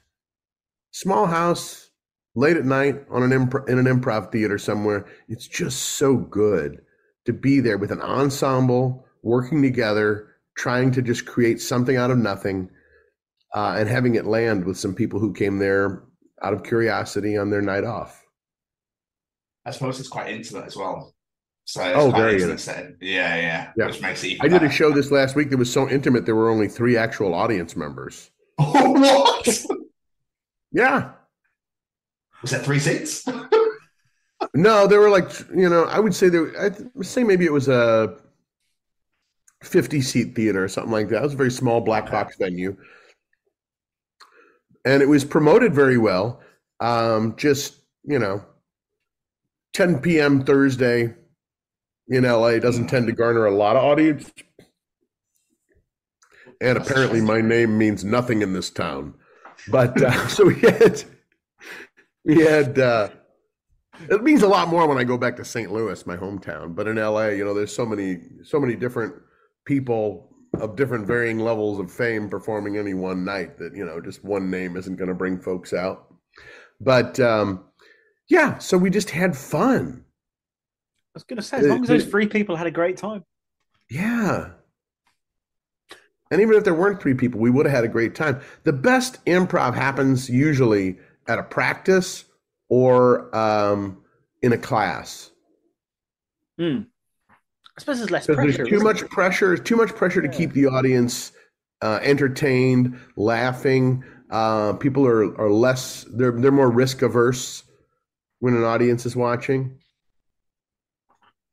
I'm not. I'll let shit fail brazenly. There's no better feeling making people laugh, though. I find I always get such joy, even if it's just one person, just such joy out of saying one thing and they're just dead on the floor for like 5 minutes. It's absolutely fantastic. It's such a great feeling. Yes, yeah, and the less work you have to put into for that laugh, the better. When it's just like a silence, sometimes just you're holding off on having a response to somebody gets that big of a oh my God. There's no better feeling than, hey, I barely lifted a finger and the audience won't quit laughing. Yeah. And then once someone gets going, someone else gets going, and then just it spirals. Yes. Right. Yeah. Love it. So there's a few, as Tom was just saying, you've worked on so many different projects, but for someone that loved improv, working on SNL must have been up there, like career highlight, I'd imagine. It really was. I had auditioned for SNL about 3 years prior to that, and didn't get on. And because I was doing this impression that I did of Jackie Gleason taking a difficult crap, And okay, it's actually, if you want to hear more about it, there's a documentary called Too Funny to Fail on Hulu. It's really, really funny. Highly recommend it. And it tells the story in a bit more detail, but that was kind of the reason that I didn't get SNL, because Lauren did not like that at all. And later I auditioned for the Dana Carvey show, and Robert Smigel came out into the lobby and said, "Hey, Bill, will you do your Jackie Gleason taking a difficult crap?" And I was like, "I thought that's what ruined my SNL." And she goes, "Oh yeah, it did. But I think Dana will think it's really funny because he knows what makes Lauren laugh and what Lauren hates. So he'll appreciate what's funny about it, and he'll appreciate why Lauren didn't like it." I was like, "Okay, here we go." And I did it, and that's what got me my callbacks and got everything. So we did the Ambiguously Gay Duo first on the Dana Carvey show, and the show was canceled rather unceremoniously. I was still living in New York. A bunch of my friends had just been hired to be on the show. I was very excited to see the next season. So I went into my kitchen to get some more Coke and some popcorn, that's my kind of tradition. I always have some Coke and popcorn and watch the season opener. But before I got back from the kitchen, I heard my own voice on the television saying, "This week's episode, it takes two to tango." And I'm like, holy shit, I'm on SNL. That's how it happened. And then, the next week or so, I get a call from the studio saying, "Oh, we need you to sign this paperwork because we forgot to do that." I'm like, okay. And then I got paid exactly what I got paid for the first time it aired on the Dana Carvey show, which was great. And so they would have us come into the, we went over to 30 Rock and recorded it there. Did a couple more there when I was still living in New York. And then when I moved out to LA, of course, Steve Carell and I had moved out here, and the two of us would go to the Capitol Records building in Hollywood, where Frank Sinatra once stood and sang, and we would, say our silly lines into that microphone. Probably not the same microphone, but definitely you could tell by how the wood was worn on that same floor. Mental. But so SNL was playing clips from the Dana Carvey show. In that one instance. Okay. And then just for the Ambiguously Gay Duo. And then they also took a sketch that Dana did where he was Tom Brokaw doing an obituary for Gerald Ford. And I think they talk about that in the documentary as well. So I don't want to go over it in too big a length. But so he's recording all the options in case President Gerald Ford would die. They have the newscasters, read all these different options, and they keep on, and it builds. And so it was very funny, and just a shame that I think it was in our final episode that didn't air. And so years later, when Dana hosted SNL, they did the sketch live, pretty much as it was written, with, pretty much the same graphics, I think, even, that he had, the news graphics that he had coming up behind him. And then later, they took a sketch that Dino Stamatopoulos had written, a great writer for Mr. Show, that Stephen Colbert and I had done, where we were folk singers. And then later, because that one never aired either, was performed by David Cross and Bob Odenkirk on Mr. Show. Oh, wow. Yeah. So, a movie that you're pretty well known for, like I referenced it in the intro to the show because I absolutely love this movie, is The Ringer with Johnny Knoxville. It's the wonderful Thomas. What was it like making that movie? Because I've heard many different reports over the years. It was so cool. It started off, they brought us down there to Austin, Texas to improvise on the script some. And Ricky Blitt was very open to that, and the Farrelly brothers were open to that, and Barry Blaustein, the director, he had an SNL history. He was writing on SNL in the early seasons. And so they all saw the value of improv. So the idea was for us to go down there to improvise, to kind of immerse ourselves in the Special Olympics culture. So there were Special Olympians globally who were coming out to visit with us and do events. We had a bowling event. We had an event where we, went down the river on a riverboat and got to see the bats in Austin. There's these bats that hang out under this bridge. And then after sunset, they all fly out and you get to see it at sunset. It's gorgeous and haunting all at the same time. If you're ever in Austin, Texas for like South by Southwest, insist on seeing the bats. But there was just all these wonderful experiences. And then we had to train in all the Olympic events that we were going to be doing on screen. So, you see me doing hurdles incorrectly as Thomas in the movie, but I had to learn how to do it correctly so that I didn't hurt myself when I needed to do it incorrectly. And also we wanted to represent Special Olympics and say, like, these are actual athletes who train, at a competitive level. And we wanted to do that with full respect for Special Olympics because they had given us their blessing. And, there was a Special Olympics representative on set every day, if not multiple. And, ever since that project, I've been involved with Special Olympics, not just because of the experience making the movie, but the experience that we had for those, I think it was 2 weeks. It felt like a month because I was in physical pain. I had never really trained athletically. I had been to gym class, but I was never on a sports team or anything like that. So I couldn't walk. My quadriceps were all torn up, my calves. I was like, I have to walk up another hill. Because everything there in Austin is walking distance. So nobody bothers to take cabs or buses or anything. Oh, I was in pain. And, just built some friends for life. So even before we started working on it, it was the experience of a lifetime. And then doing it, our kickoff party, I met Dean Stanton, Woody Harrelson. They were still in town shooting other stuff because they're like, Austin royalty. Greg Kinnear. It was just so, it was really was the experience of a lifetime shooting that movie. I think a lot of people are quite quick to be like, oh, this is taking the piss, this is ridiculous, blah, blah, blah. Everyone has put their opinion in, don't they? Before they actually take the time to actually study it and watch it properly and actually, find out what it's about. It's straight in like, no, I'm not having that. Yeah. The great part about that is none of the Special Olympics families complained that I'm aware of, because in advance of the movie, even before it was released, they had Special Olympics events in every city where they would do a screening of it and, listen very closely to people's feedback. And, even before we went into production, there was so much input from Special Olympians themselves and the global messengers. I later went on to do improv training for a lot of the global messengers for Special Olympics, which was a joy and really fun. And we had a competitive improv event, which was really cool, at Lake of the Ozarks back in St. Louis, or back in Missouri.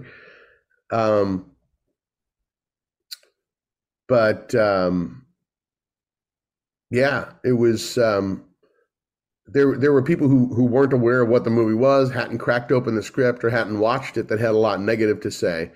But I get hugs from Special Olympians and their families to this day, out of love and respect for that movie. Because it's so respectful and it's hilarious and it's full of heart. And it's like, whenever anyone mentions Johnny Knoxville, my first thing after we took the Jackass talk is, have you seen The Ringer? Because it's just brilliant. You have to watch this film. Yeah. But was there any concern? I know, going into it, it had that, we're going to treat it with respect. We're going to make sure but was there ever concern that you were going to offend someone? Maybe not from you personally, but, from the people making the film, are we going to offend anyone? Was it sort of treading on eggshells, or was it, no, people are going to love this, let's go for it? I think they knew, the Farrelly brothers don't care who they offend. Johnny Knoxville doesn't care who he offends. No, Barry Blaustein came to the project with such heart that I don't think it ever entered his mind that anybody could be in the right and be offended by this movie. And I went into it knowing what I knew about my character, because I had been doing a character, under a different name. I've been doing that character since I was in high school. His name was Frederick, but those were the same glasses. I found those glasses at a secondhand store, put them on, and almost immediately became that character, which was an amalgam of, people that I knew or people that I had volunteered with or, people that I had met or seen. And I always played him respectfully. And, people would laugh so hard because they were like, I can laugh at this because he's always high status. He's always making other people look foolish. So I knew going in. So like some of the actors were, when they were around the Special Olympics families would kind of like stay in character. And I didn't feel that was authentic to me because I couldn't see through those glasses. I had to take them off. But sometimes they would stay in character so they weren't like outed as somebody who was, mocking or pretending to be, to have a disability. But I wasn't. I was, really open about it. Take off the glasses, rub my eyes a little bit and lean hard into the really fun conversations I would have with Special Olympians and their parents. I love that. I love it. I just love how, you went into this being like, no, these people are amazing. And I'm going to make sure everyone knows that these people are amazing. And continued that with the Spread the Word campaign. It's phenomenal. It is absolutely phenomenal. I respect the living hell out of you for it. So it's incredible. Thank you. I was so happy to do that back in my home state to travel all around to rural high schools where, the mindset is there was even a principal of one of the schools who passed on having an assembly. They passed on having me and a Special Olympian come to speak to the students. And I would usually make the kids laugh a lot. It was better than your average assembly. But he refused, and we were like, "Why?" And he goes, "Because they don't want people to say, and I'll say the word now just for edification for people who aren't familiar." But he said, because they don't want people to say the word retarded, and that's what those people are. That was his mindset. And we were telling people, we were spreading the word to end the R word so that kids wouldn't say that a person was that or an idea was that or this dance is that, because it was, making light of somebody's humanity. Wow. And so that's when it, even though it was like insulting to hear that and it made my heart ache, it also let me know that's the reason why we're here, because people are still thinking that way. And we need to start young. We need to let kids know early because, kids kind of naturally want to fit in. They'll do anything to fit in. And if they see other people are doing something, they'll do it too, whether they think it's right or wrong or not. Absolutely. So that was important. Completely agree. And wow, the fact that man is in charge of people's education is really daunting. Yes, it is.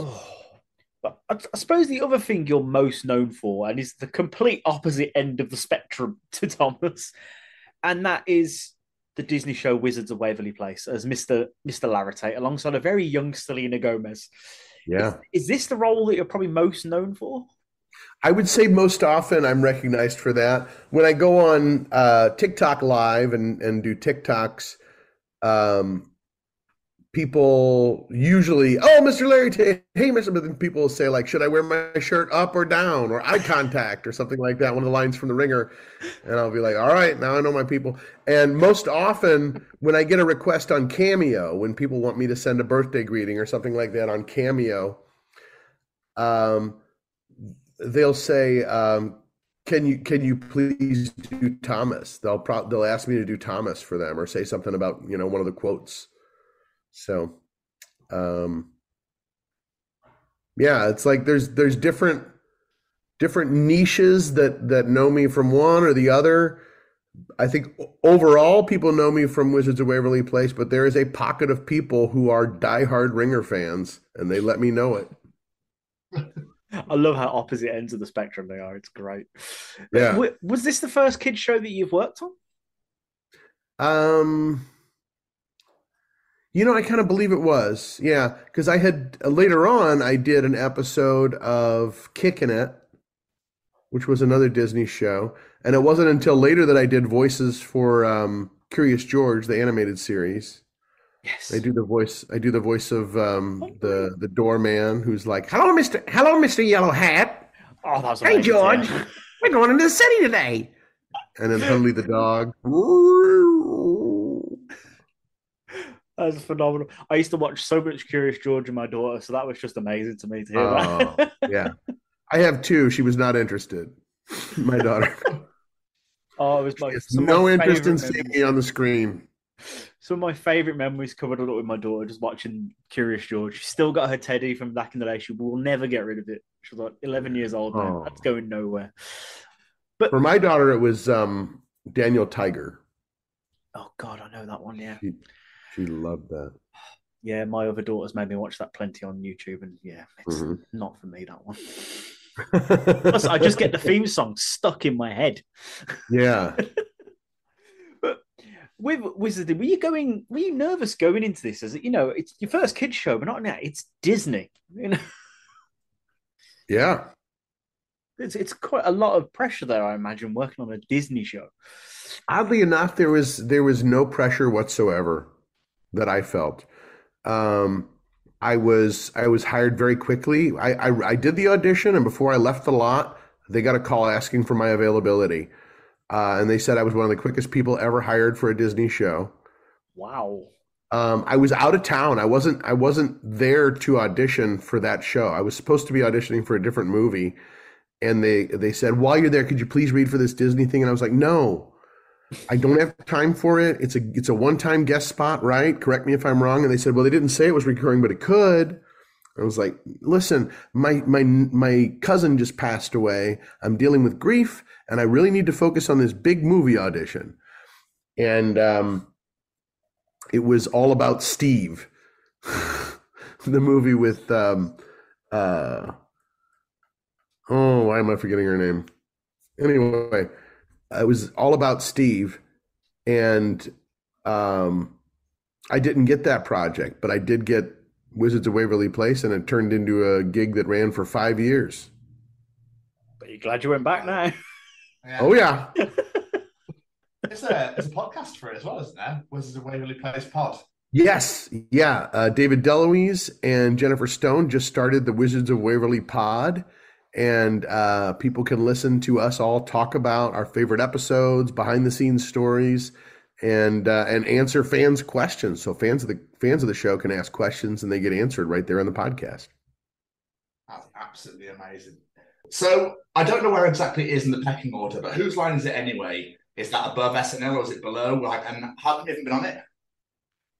I've never been on Whose Line. There's so many great performers that I know who have been on it.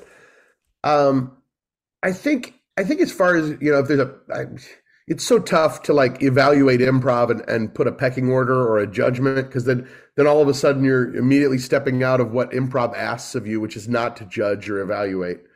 But if you wanted to say like, what is the level of hipness and cool, I would definitely say, at least over here, SNL is, above Whose Line. But I would also say there's a whole generation of improvisers, myself included, who learned so many of those improv games that, we use as the basis for everything that we create with, from the original Whose Line, the British Whose Line that was syndicated over here on Comedy Central. And that had more, I think, a little bit more hipness and cachet to it, even though a lot of the improvisers were the same people, just because it was, for a British audience. I don't know, maybe your audiences are a bit more high-minded and get some, a little bit more of the literary references and cultural references, historical references, things like that. So at that point, it definitely was demanding more of my attention than SNL was. But I think in terms of overall cachet right now, I think SNL kind of like holds that key, but there's so many other things that are considered hipper than that I'm not even aware of. Yeah. Yeah. Okay, man. So Obviously, doing your work as a character actor, we mentioned earlier some of like the incredible shows that you'd worked on: ER, Young Sheldon, Monk, CSI. We could go on. Were there any shows that you really wish you could have either returned to or stayed on a bit longer? You'd like really enjoyed what you did, or you really enjoyed that character? I was surprised that they didn't have me back for more on This Is Us. I was really, really, really surprised because it had such an impact, and I was trending on Twitter. And if you look up on Google, played the mailman on, boom, you get thousands of searches for Bill Chott. You know, that's how many people wanted to know who I was and who did it. And even Yvette Nicole Brown from Community and so many other wonderful projects let people know who I was on Twitter. Completely wonderfully and selflessly, and she's a wonderful human being. So I was really surprised that they didn't have me back on that. I would have loved to be back more on Young Sheldon because they had me in there as the dean. And I've actually been on there 3 different times. The first time I was the manager at a Red Lobster on the daddy-daughter date at Red Lobster. And they cut so much of me out of there that nobody would notice me making a reappearance. And so they had me back as the dean, and we shot that during the pandemic. We had to have the face shields on and masks and all the precautions with distance and everything. And then they reused some of that footage in another episode for some reason. And I didn't get paid as much. So I've been on the show 3 different times. I would have liked to have been on there as the dean and to be, you know, if for no other reason than to hang out with my buddy Lance, who plays his dad. Lance has always made me feel very welcome on that set, and, you know, introduced me around and let me know the tricks of the craft service table and all kinds of fun stuff like that. I love that on Young Sheldon, you went from like manager of Red Lobster to the dean. It's almost like your own life, where you went from working in a pizza place to a bank. Yeah, exactly. I'd like to pretend it was typecasting. It was typecasting. In my imagination, now that is just the same person. He literally went from Red Lobster to working in the dean. It literally was. But at the same time, though, saying that, is there any like actors or directors you've worked with? You're like, I really want to work with that guy again. Well, I would love to work with Barry Blaustein again, who was the director of The Ringer. I would love to work with the Farrelly brothers. They were great as producers and very involved in the project. I'd love to work with Robert Smigel again, who was the exec producer of the Dana Carvey show. I would love to work with Peter Murrieta, who was the exec producer of Wizards of Waverly Place. We met for coffee a couple weeks ago. It was wonderful. I miss that guy. I miss working with him. So in terms of like the writers, and I would love to be on another Ricky Blitt screenplay, who wrote The Ringer. So many. God, I'd love to work with everybody that I've worked with in the past. In terms of, you know, other actors that I've worked with previously that I'd love to work again, love to work with David DeLuise. He and I really have a great chemistry. Love to work with Selena again. You know, of course, the whole damn cast of Wizards, wonderful people, and I would love to work with all of them. I would love to work with Jeff Arend, who played he was in The Ringer. He said the famous line about the ice cream. Winston is the character's name. When the fuck did we get ice cream? He improvised that line. And he's not necessarily an improviser. He does improv, but he's a great classically trained actor. You know, he was in Mother Night with Meryl Streep at the Public Theater in New York. That's the sort of actor he is. I would love to work with Jeffrey again. I would love to work with Jed Rees, Leonard Howes. What a giant, that man is just one big giant heart. And we haven't had a chance to spend time together or perform together or anything in a long, long, long time. You know, those are some of the biggies. God, I would love to do sketch comedy with Dana Carvey again. That would be amazing. Stephen Colbert, my first improv teacher, would love to work with him again. Steve Carell, that would be awesome. Heather Morgan, who was also on the show with us. Dino Stamatopoulos, one of the funniest writers I've ever had the pleasure of writing with. And it was pleasure laying in bed and having him stroke my arm with a Nixon mask on. That was for a sketch. That was for a sketch called Nixon's on Dana Carvey Show. But that's the level of insanity that man reaches.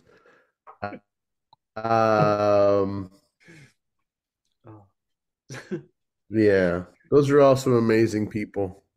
You say about wanting to work with the people. The list is so long. I'm gonna start making a wish list, and then by the time I'm done working with all of them, I'll be done with this podcast 5 years later, listing all the people I would love to work with. You say that about wanting to work with the people of Wizards of Waverly Place again. Disney Plus is a thing now, and they keep doing these reunion things on there. Let's get it on there. Let's go. Let's make it. Let's pitch it. Everyone here tweet. I know. Tweet Disney. That's the. Yeah, and follow me on TikTok at Bill Chott, because I'm the person talking about it the most. Every time I go live, people, and I'm the only cast member that goes live as often as I do. But they'll, every time I do a live, when's the reboot? Hey, what about a reboot? Reboot, please. That's most of the comments when I go live. And if I had anything to say about it, I'm not even sure if I would be included in it, because they're not going to be in school anymore. I could be their neighbor. They could have some weird reason why I'm around, but I would love that. Oh, you got to be there. You got to be maybe they're still living in that building that I lived in with them. Who knows? But I know everybody involved in it wants to do it. I don't know if Peter Murrieta would want to be a part of it or not, because he kind of like severed relations with the show in the last season or so. Todd Greenwald, the creator, I know wants to do it. I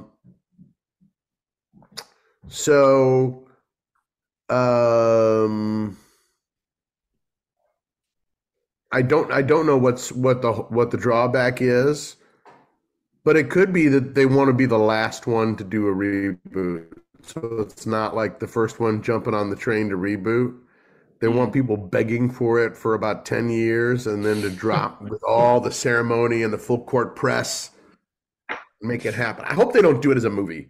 It should be a season live in front of an audience. That's how I feel it should be. Absolutely. An audience of only fans, not just like filling the audience. People have to win a lottery to get a seat in that studio. What I want. My list of demands is high. I've noticed. And I have explosives at my disposal. I'm sorry, I missed what you said when I was talking about explosives. I'm too scared now. No, I was gonna say, before we start wrapping up, I did want to mention, you mentioned it yourself, you do have your own improv school, the Improv Trick. So what made you want to start your own school? And we're offering corporate improv classes for organizations, and sometimes an occasional master class. We used to offer weekly classes, and my career is such at the point that I can't afford to teach weekly classes and be there in person every week, or and the demand every time I've tried to have assistant teachers doesn't work out the same way. So for now, classes are on suspension, and we're doing classes for corporations, master classes for actors who want to invest in their careers and learn more about the professional business. I love that you want to get But back. improv is for everybody. Everybody can learn improv, and that's the message behind the corporate workshops. That's awesome. What are you saying, Tom? Sorry, I was just going to say, you're passing on your knowledge, like you're passing on, teaching it to the next generation of improv, students and whatnot, and be like, this is what I learned, and now you'll learn it, and then you'll teach someone else, and then they'll teach someone else, etc. I love that you're passing the knowledge down. Thank you. We're also forming a nonprofit called Camp We Can Too, and it's for kids with all abilities to be able to study improv and movement, dance, making short films, things like that, which we're about to start up here in the next quarter. Incredible. That is awesome. What made you want to start teaching in the first place, just out of interest? The reason I started teaching was because it was just offered to me as an option at Second City when I was a performer. They would have us do a show for a corporation or something like that and say, oh, and while you're there, we want you to teach a 2-hour workshop at improv. And I was like, I don't know how to do that. And they said, here, just do these 10 exercises. I'm like, oh, I know those 10 exercises. Okay. And I was like, oh, this is kind of fun. It's fun watching people watch it click with some people. And then in 2005, I was still doing a lot of corporate workshops and teaching improv for corporations. But in 2005, my wife at the time said, why don't you teach? And I was, why don't you teach for yourself? And I said, well, I don't really, I could teach at Second City or Improv Olympic out here, but it would be a lot of my time and investment for very little money. And she said, well, what if you start your own thing? So I started my own thing. For many years, it was a way to make some extra income and also to grow my passion as a teacher. And I have loved every minute of it. It just doesn't make it, it's not in alignment right now with my goals and my time to offer classes on a weekly basis. That's fair enough. Everyone's got things on in life. Instead of. But if I could bring it to kids of different abilities and I could bring it to corporations, I'll be very happy still having an outlet for that passion. It's beautiful. I love it. Bill, this has been so much fun. One last question from myself, though. I know this is like asking you to pick a favorite child, but if you were looking back at your career and the amazing work you've done, is there a particular project or piece of work that you feel that extra bit of pride, something that, was like a great day at the office that you'd suggest people to go check out? Mm-hmm. I would definitely say it's The Ringer. It was, one of the best experiences of my life working on. More people should see it and know about it and know about the message. If there's any character that I could revisit, it would be that one. I don't think it'd be appropriate anymore to have me play a character with a disability, because I think it's more appropriate to have an actor, now that it's been proven by so many actors with disabilities that they're very, very capable of doing it themselves, and it's not going to slow down the workload, and it's not going to cost the studio extra time or money. And if it does, it's quality money and quality time being invested. But, for all those reasons, I love the character. I love the film. That would be the one. I really want to go watch that film again now. It's been a little while. Mr. Stevens, do you have any more questions for our glorious guest? I do, Bill. When you first started out back as a child, and you wanted to be an acting, you were in theatre, etc. Did you ever think that your life would spiral the way it has done and get to where you are today? What the life I'm living right now is definitely not the life that I expected. I didn't know what it would be. I thought maybe I'd be on Broadway. I didn't know that I'd be married twice. I didn't know I'd start an improv school. Never imagined that as a kid. Never thought I'd be a teacher of any kind.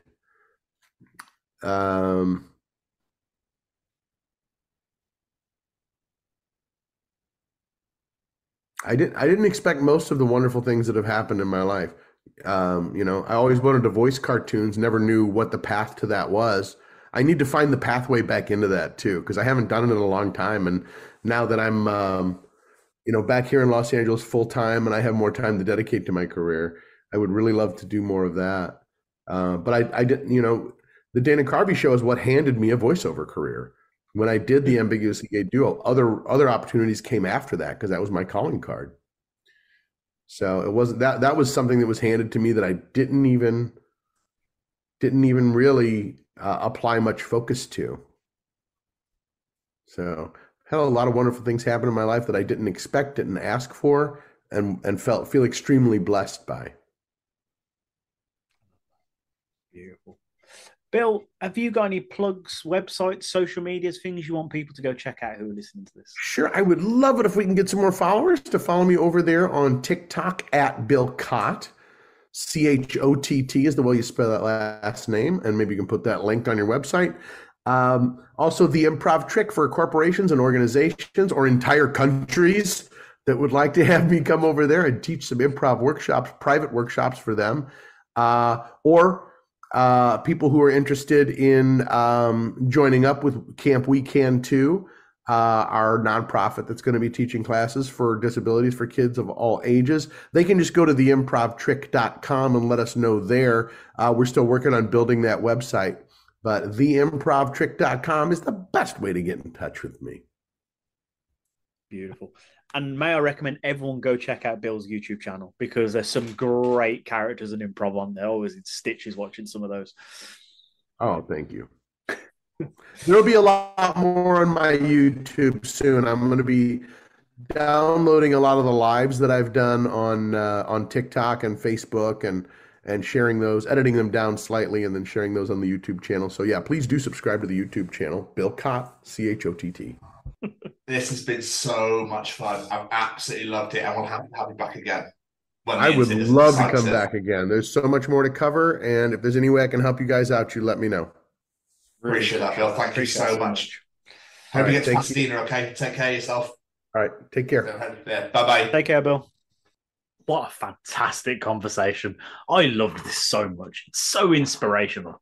And it's just beautiful. And just to see a man love the legacy from his father and to really embrace that. Yeah, it's just beautiful. It's beautiful. This is a really good conversation. Bill, thank you so much for taking the time out to sit and chat with us. We really enjoyed it, and we really appreciate you taking the time out. So we look forward to talking to you again in the future. And we hope you got to your destination. I think you were going to Pasadena. So hopefully you got there on time. Yeah, so which is all good. And we really hope that you all enjoyed listening to it as much as we did recording it. It's about getting into schools and talking to young people, because, you know, I know that people can change. And it's about talking to people and getting them to understand and perhaps step back from violence and prejudice and whatever. And we just need to work together and keep on the good fight there. Absolutely.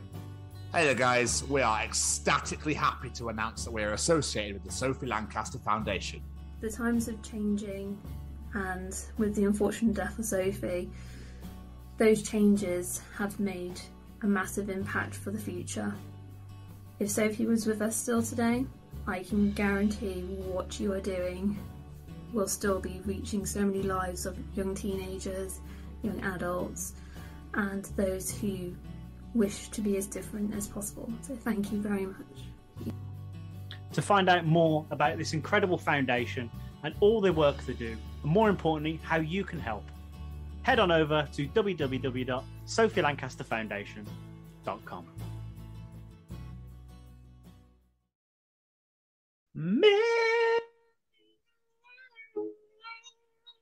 Mr. Stevens. It didn't really get it. Got fuck. But sorry, did you want to go again? No, it's fine. Disheartened. No. I went for memories from Cats as well. Mr. Stevens. Loads better. Yes, sir. It's audience participation time. Participate, bitch. Ladies and gentlemen, it's time to participate in Jamie's participation challenge. This week, I said, we all love it when our favourite artists get together to create great music. Bryan Adams and Mel C, anyone? So this week, we asked, what are your dream music collaborations? Which artists would you love to see work together? What say you, Mr. Stevens? Baby, when you're gone. What a song that is. Fucking tune. It's on my playlist. Has been for years. I realize I'm in love, so in love. And don't get me started. Good collaborations. Do you know what? It's so funny. I always look at everybody else's. I never think of one of myself. Same. I couldn't think of one this week. Say We Can Fly. Ooh. Oh, who would I have him with? Jeff Goldblum. Oh my God, that would be incredible. That would if Goldblum does make music, so it's doable. He does. He was in London a week or two ago. Because his new album came out. Oh, I don't think we can top that. End of the segment. Which, you can't top that. I'm sure you can. I'm sure you absolutely can.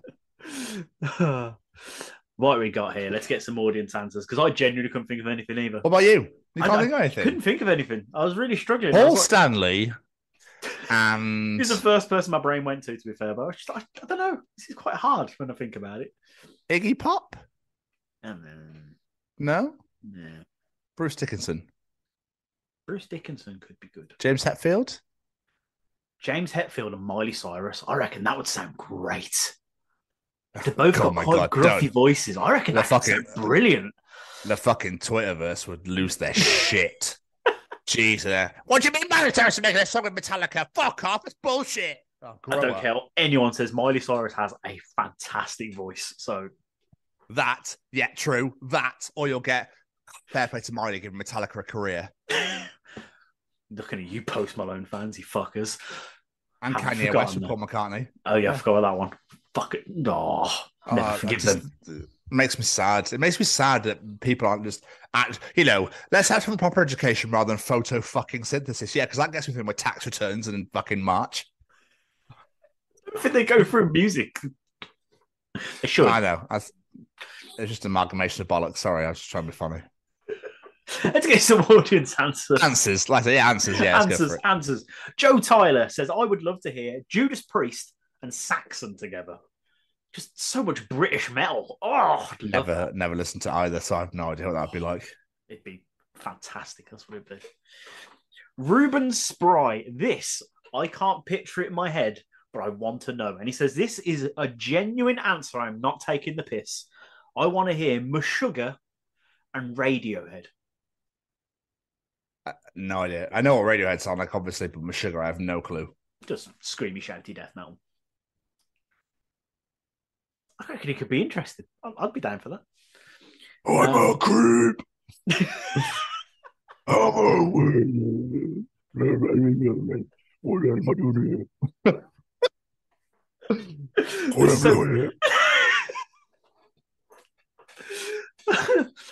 Beth Adair says Corrupt FM and Ali G.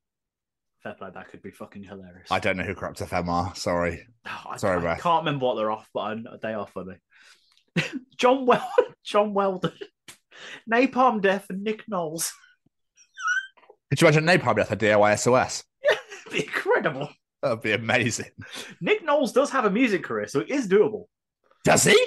He does. And it's fuck. Fucking dreadful. But There's does so have many. There's so. Did you know the actor who plays Mike Novick, Jude Cockle, I can never say his surname, in 24? Do you know he has a music career? Does he? He has albums on Spotify. Yes, he does. Amazing. Is it good? I've never ventured. Jamie, if I'm quite honest. But my brother says no.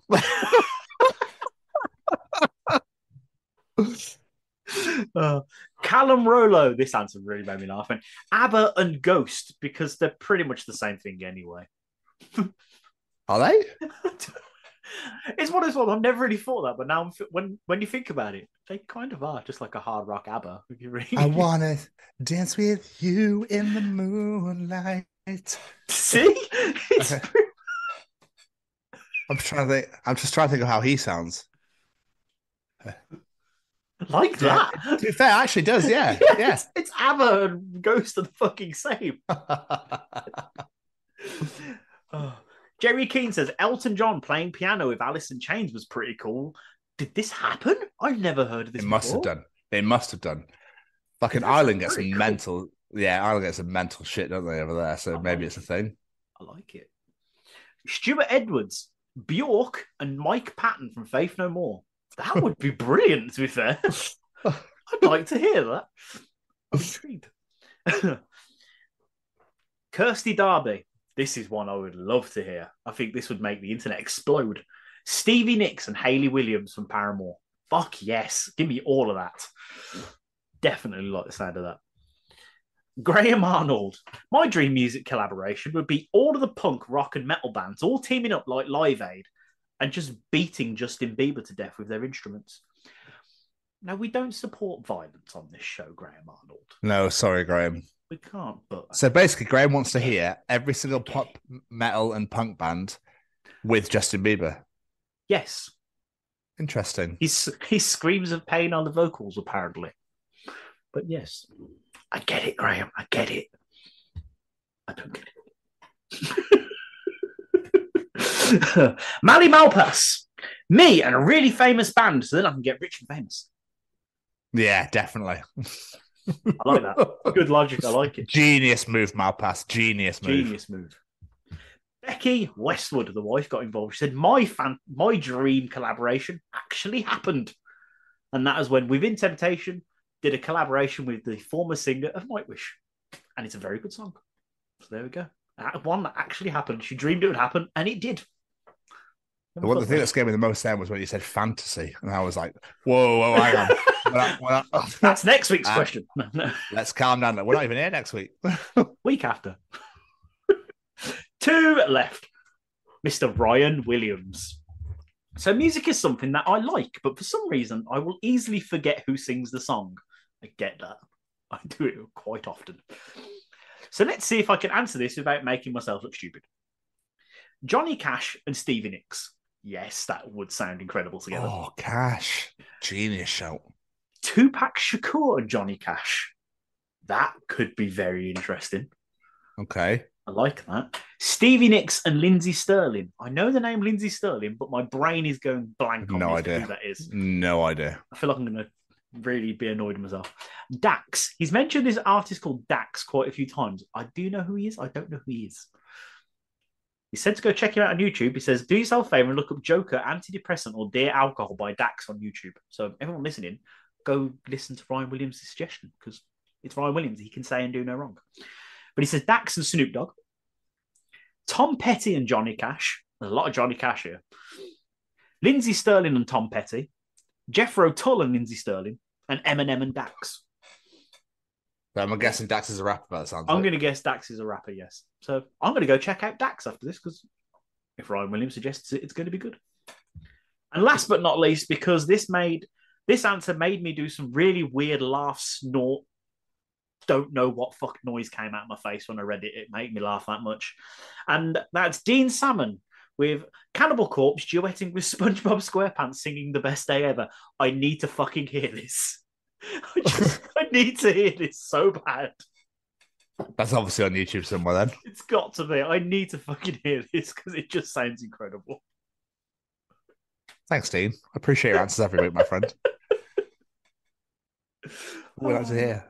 But no, seriously, thank you to absolutely everybody that participated in Jamie's participation challenge. We do appreciate you more than you could ever possibly imagine.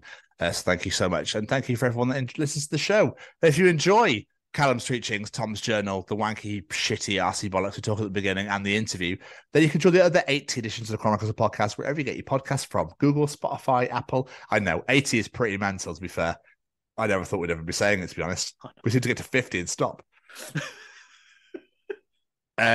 Where was I? Oh, yeah, you can also find us on the old YouTube at the Chronicles of Podcast. Make sure you hit that subscribe button. Thank you to all 190 of you so far that have subscribed. It means the fucking world. We are 10 away from 200. We'd really like to hit that big 200 and then keep going. Basically, we want to hit 3, 4, 5, 1,000, etc. And we want to go until we can have no more. Until we've got every single person in the stratosphere. That would be absolutely fantastic. Yeah, basically, yeah. You can find all of our interviews are on there. All of our shows are on there. All of our hashtag WWBW Wayback Wednesdays are on there. All of our live Bloodstock interviews are on there. Our Bloodstock vlog is on there. And our Dublin Crust vlog is also on there as well. So please come and enjoy all those. Hit the bell to get notified when a new video is released. Subscribe to the YouTube channel and comment. You can also find us on Facebook at the Chronicles of Podcast. Make sure you come and like us on there. Share us with all your mates. Jamie, thinking about it whilst you're on Facebook and YouTube, etc., where else could you find us? You could find us sitting down and going through all of our wonderful guest back catalogue. I definitely suggest watching The Ringer because it's fucking hilarious. Or you could find us on the Twitter at TCOPod. And whilst you're going through Bill's IMDb and finding us on Twitter, Jamie, where else could you find us? Well, I know where you'll find me, sunning it up in O Española. Yeah, if you didn't know, Jamie's going to Spain. And you can find us on the Instagram at TCO Pod. You can find us on LinkedIn at the Chronicles of Podcast. Come and connect with us on there. You can find us on TikTok at TCO Pod. So come and find us on there and go watch Jamie's Chesney Hawks video, because I could never recommend that facial expression enough to anybody, Jamie, if I'm quite honest with you. So definitely go and do that. Or you can come and find us on our beautifully brand spankingly sexy and new little website at www.thechroniclesofpodcast.com. You can find out all about us on there. All of our episodes and shows are on there. Our affiliations and sponsors are on there. And our beautiful little shop is on there as well. You can get yourself a Chronicles of Podcast t-shirt, hoodie, and there's plenty of other t-shirts to get on there as well. So please come check it out. Make sure you follow us on all the socials, subscribe to us on YouTube, and thanks very much for listening. We're so sorry we're not here next week. You will miss us, but we'll be back. We'll be back. But before we get out of here, let's say a massive thank you to a few of our friends, shall we? First and foremost, every piece of music you hear on this show is brought to you by one man. And that one man's name is Matt Roberts. Go check him out on all social medias at Matt Roberts Music. Make sure you follow him on Spotify, on YouTube, wherever you get your music from. He has an amazing back catalogue to check out, including his brand new album, Light of Day. It's been out for a couple of weeks now. And if you haven't listened to it yet, why not? We're not here next week. You've got plenty of time to be checking out Matt Roberts' back catalogue. I want no excuses from any of you. Go check it out because it's fantastic. And of course, we have to say a massive thank you to Mr. Braden Barry and his Stay Cozy Clothing. Head on over to www.staycozyclothing.com or download the smartphone app. Have a look at that site, see what tickles your pickle, and add it to your basket. It could include this t-shirt that I'm wearing right here. It could include that cap that Tom's wearing right there. There's some brand new lines coming very, very soon, so make sure you're following Stay Cozy Clothing on all of the social medias so you know when they are released. And what's there now is currently on sale. Get a bit of a cheeky discount. And if you want an even more of a discount, enter that discount code, The Chronicles, at checkout. Get 10% off your order.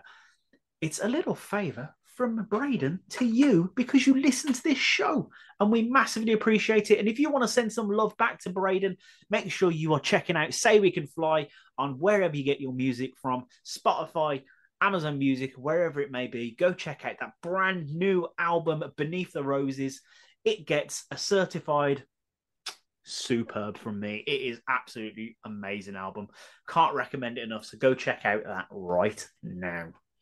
And last but not least, it's the Sophie Lancaster Foundation, stamping out prejudice, hatred, and intolerance everywhere. And I mean everywhere. This is not something that is set in the UK. This happens all over the world. Last week I mentioned there was a fundraising concert event in Canada. That's how far this thing spreads. Sophie's message is that damn important. So no matter where you are from, head on over to www.sophielancasterfoundation.com. Click on that hate crime tab and fill in that questionnaire, because we need as much evidence as we can to send to those courts to say that people are being judged, they are being treated differently and unfairly simply because of the music they listen to and the way they dress and the way they choose to identify and represent themselves out in the world.